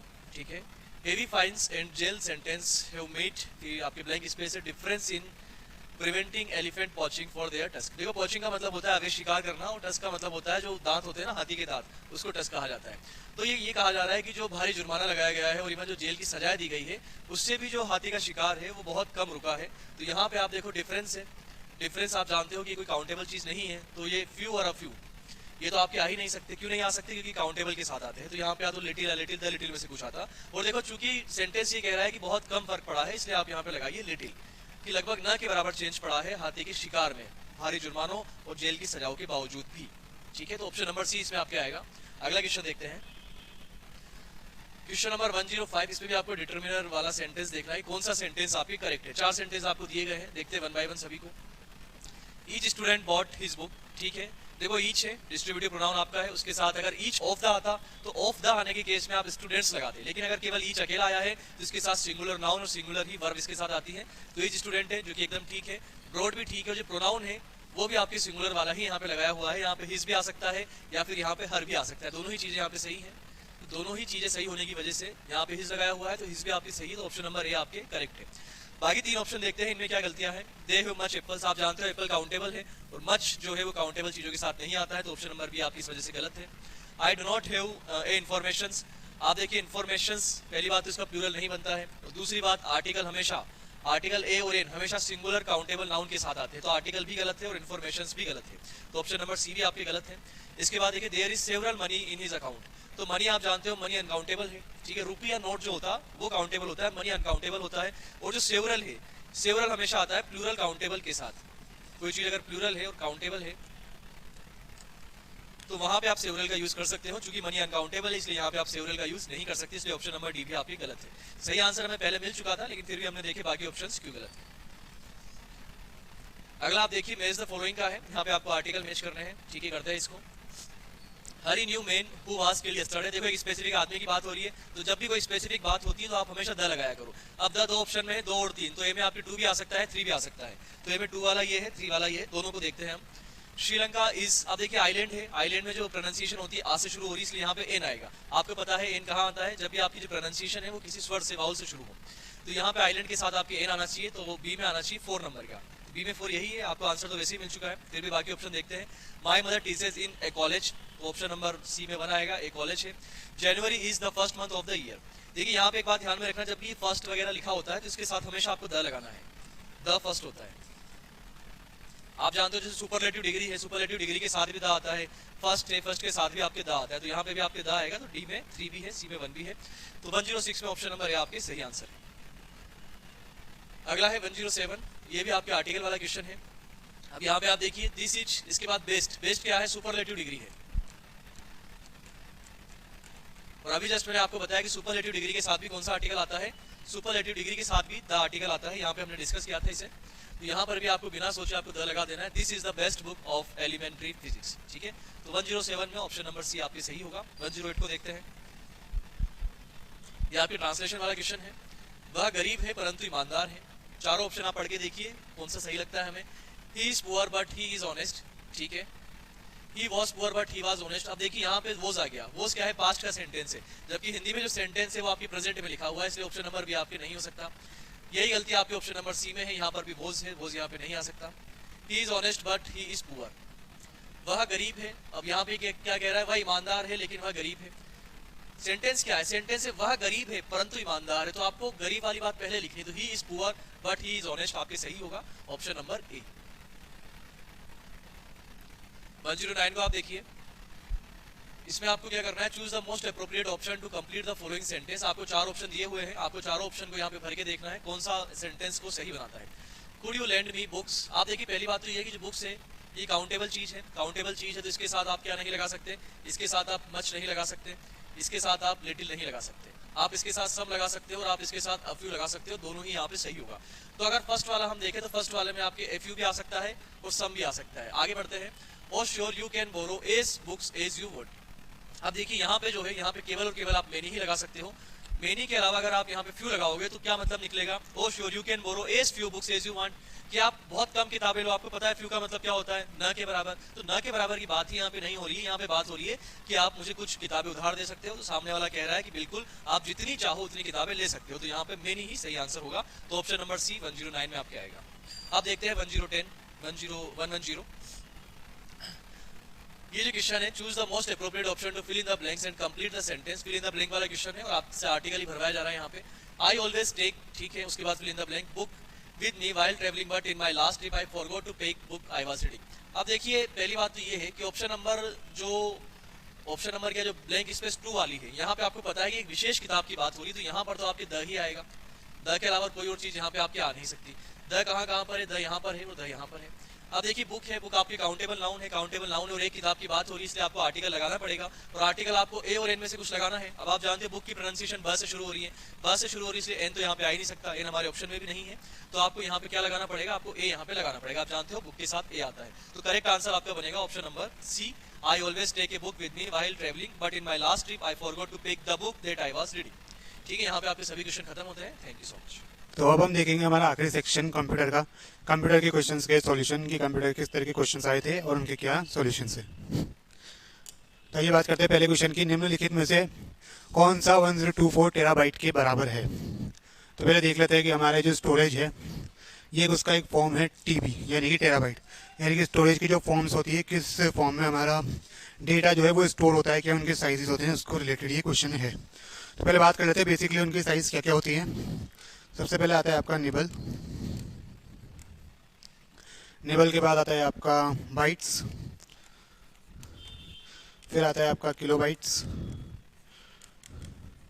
यानी कि केबी, ये बाइट्स। और निबल्स बहुत छोटी फॉर्म होती है जो आपने कभी देखी नहीं होगी, क्योंकि निबल्स को हम कभी डेटा में मेजर नहीं कर पाते। जब हमारा इंटरनेट कनेक्शन आता है उसमें जो इंटरनेट की स्पीड होती है, जो वैल्यू होती है, वो भी केबीज में ही शो होती है कभी हमेशा, और बाइट्स में शो होती है, कभी भी निबल में शो नहीं होती, क्योंकि ये बहुत माइक्रो लेवल की जो है यूनिट है। किलोबाइट्स के बाद आता है हमारा एमबी यानी कि आपका मेगाबाइट, फिर आता है आपका गीगाबाइट यानी कि आपका जीबी, और फाइनली आता है आपका टेराबाइट टीबी। इन सब में जो कॉमन चीज़ है वो ये है कि आपका जो 1 TB है वो कब कंप्लीट होता है, जब वो 1024 वैल्यू पे पहुंच जाता है। उसके बाद उसकी जो लिमिट है वो एक्सीड होने के बाद वो उसके अगले स्टोरेज फॉर्म पे बढ़ जाती है।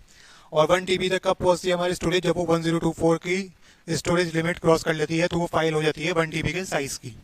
और सेम प्रोसेस एमबी में भी है, जब 1024 MB कंप्लीट होती है तो वो बनती है जीबी।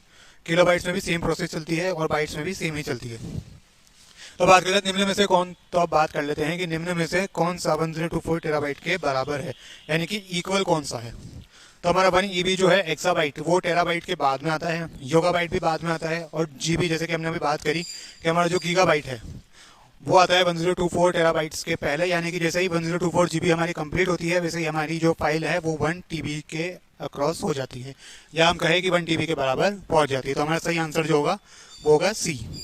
अब बात करते हैं सेकंड क्वेश्चन की। तो हमारा सेकंड क्वेश्चन है, कंप्यूटर विज्ञान के क्षेत्र में निम्नलिखित में से SSD का पूर्ण स्वरूप क्या है, यानी कि आपकी जो SSD है उसकी फुल फॉर्म आपसे पूछी गई है। पहला ऑप्शन है सेमी स्टोरेज डिवाइस या फिर ड्राइव, ये आपका आंसर नहीं है। सॉलिड स्टेट ड्राइव, ये आपका राइट आंसर है, क्योंकि जो आपकी SSD होती है वो एक सॉलिड हार्ड ड्राइव फॉर्म में होती है। उसके अंदर जो है वो सॉफ्टवेयर माइक्रो लेवल पे चीज़ें होती है, लेकिन वो एक हार्ड डिस्क की तरह ही होती है जो आपके कंप्यूटर इंस्टॉलेशन में लगती है। कंप्यूटर या लैपटॉप में आप उसको लगवा सकते हैं, वो आपके स्पीड में काम करती है, आपका वर्क फ्लो जो है कंप्यूटर का वो ईजी कर देती है, आपके जो मेमोरी के ऊपर जितना बर्डन होता है उसको लाइट कर देती है एक तरीके से। उसके बाद आपका कंप्यूटर जो उसकी कैपेबिलिटीज़, उसकी वर्किंग प्रोसेस, वो सारी चीज़ें जो हैं वो काफ़ी बेहतर हो जाती है आफ्टर इंस्टॉलिंग SSD। तो SSD की जो फुल फॉर्म है वो होती है आपकी सॉलिड स्टेट ड्राइव। बात करते हैं अगले क्वेश्चन की। स्टोरेज स्पेस के आकार के अनुसार निम्न में से कौन सा विकल्प अवरोही यानी कि घटते क्रम में व्यवस्थित है। जैसा कि हमने यहाँ फर्स्ट क्वेश्चन में बात करी थी, तो फर्स्ट क्वेश्चन में हमने सारे ऑर्डर्स में जमाए थे। तो सबसे पहले हमारा आता है वो है बाइट्स, फिर सेकंड में था हमारा किलोबाइट, फिर थर्ड में एमबी, और फिर फोर्थ में जीबी, और फिफ्थ में ये, और जीरो वैल्यू पे था हमारा निबल। तो इसके अकॉर्डिंग अगर हम इस क्वेश्चन को देखें तो हमें इसमें उल्टे जमाना है, यानी कि हमें घटते क्रम में जमाना है। तो इसमें पहले एमबी है, ये बिल्कुल सही है, फिर केबी है, केबी ही आता है, केबी के बाद अगर हम और नीचे जाए तो वो बाइट्स पे जाएगा और फिर वो निबल पे जाएगा। तो ये हमारा जो है वो राइट आंसर है। बाकी सब में जो है वो रैंडमली मिक्स करके दिए हुए हैं, जैसे कि निबल, केबी, एमबी और जीबी, बिट, एमबी, निबल, केबी, बिट, जीबी, केबी और एमबी, ये सारे आपके ऑप्शंस जो है वो गलत है। अब बात करते हैं हमारे 114 क्वेश्चन की। एक मेमोरी है जिसका प्रयोग आंकड़ों को अस्थायी रूप से संचयन, अस्थायी रूप से संचयन का मतलब है आपका temporary memory form, temporary memory. और सेम उसी की तरह आंकड़ों का स्थायी संचयन, स्थायी संचयन का मतलब है आपका परमानेंट, परमानेंट मेमोरी। तो आपकी जो टेम्पररी मेमोरी बेटा जो स्टोर होती है वो होती है आपके रैम में, और परमानेंट जो मेमोरी होती है वो है रोम में। अब आपको ये बताना है रैम और रोम की फुल फॉर्म क्या है। वैसे तो रैम की फुल फॉर्म जो है वो होती है रैंडम एक्सेस मेमोरी, और रोम की जो होती है वो है रीड ओनली मेमोरी। तो आपका फर्स्ट ऑप्शन देखते हैं, रैम और रोम किसमें दिया है। फर्स्ट ऑप्शन में ही आपका रैम और रोम दिया हुआ है, तो आपका फर्स्ट आंसर जो है वो करेक्ट होगा। सेकंड आंसर है बी में रोम और रैम, ये गलत है, कंपाइलर भी गलत है, और लास्ट में दे रखा है ऑपरेटिंग सिस्टम रैम के साथ, तो ये भी आपका गलत है। तो अब हम देखेंगे हमारा आखिरी क्वेश्चन कंप्यूटर का। तो हमारा आखिरी क्वेश्चन है, एक फाइल सिस्टम में वर्तमान निर्देशकों से पथ को परिभाषित करता है, यानी कि जो हमारे वर्तमान निर्देशक है उससे पथ जो बनता है उसको परिभाषित करता है, यानी कि इनमें से कौन सा है जो ये डिफाइन करता है कि हम जिस पाथ पर अभी काम कर रहे हैं या हम जिस लोकेशन पर अभी है उसको हम किस फॉर्म में या किस नेम से हम उसको जानते हैं। रूट डायरेक्टरी जो है वो गलत ऑप्शन है, क्योंकि रूट डायरेक्टरी किसी भी पाथ को शो नहीं करता। Relative path name, relative path name नहीं है। रिलेटिव पाथ नेम का मतलब ये होता है कि जैसे मान लीजिए अगर आपके पास कोई वीडियो नाम का फोल्डर है और उसके अंदर आपने वीडियोज स्टोर कर रखी है, फोटोज नाम का है और उसके अंदर आपने अगर फोटोज स्टोर कर रखी है, तो वो आपका रिलेटिव होगा, क्योंकि आपने रिलेटेड चीज़ें ही उसमें संबंधित उससे चीज़ें ही उसमें ऐड कर रखी हैं या उसका डेटा आपने उसमें फीड कर रखा है। Virtual path name, virtual path name का मतलब ये भी आपका आंसर नहीं है, क्योंकि वर्चुअल का मतलब ये होता है जो भी मनगढ़ंत होता है या जो आपने मन से सोचा वो आपका होगा वर्चुअल में, तो ये भी नहीं होगा। लास्ट आता है एब्सोल्यूट पाथ नेम, ये आपका राइट आंसर है, क्योंकि एब्सोल्यूट पाथ नेम का मतलब होता है, एब्सोल्यूट मतलब सोल्यूट का मीनिंग होता है एकदम एग्जैक्ट, ये हम कहें फिक्स्ड। मान लीजिए अगर आपको कोई फोल्डर बनाया आपने ABC के नाम का C ड्राइव के अंदर, अगर आपको यहाँ जाना है तो ये आपका एब्सोल्यूट पाथ नेम है, जहाँ पर आप एग्जैक्टली वर्क करते हो या जहाँ पे भी आपका डेटा है वो आपका एब्सोल्यूट पाथ नेम कहलाएगा। जैसे कि अगर हम C ड्राइव के अंदर है तो ये हमारा एब्सोल्यूट पाथ नेम है। और इस तरीके से जो हमारा पूरा पाथ बनता है, यानी कि मान लीजिए इसके अंदर और भी कई फोल्डर्स है, तो वो हमारा जिस भी नेम से हम उसको डिस्क्राइब करेंगे तो वो कहलाता है हमारा एब्सोल्यूट पाथ नेम। तो इसका सही आंसर है डी। इसी के साथ धन्यवाद।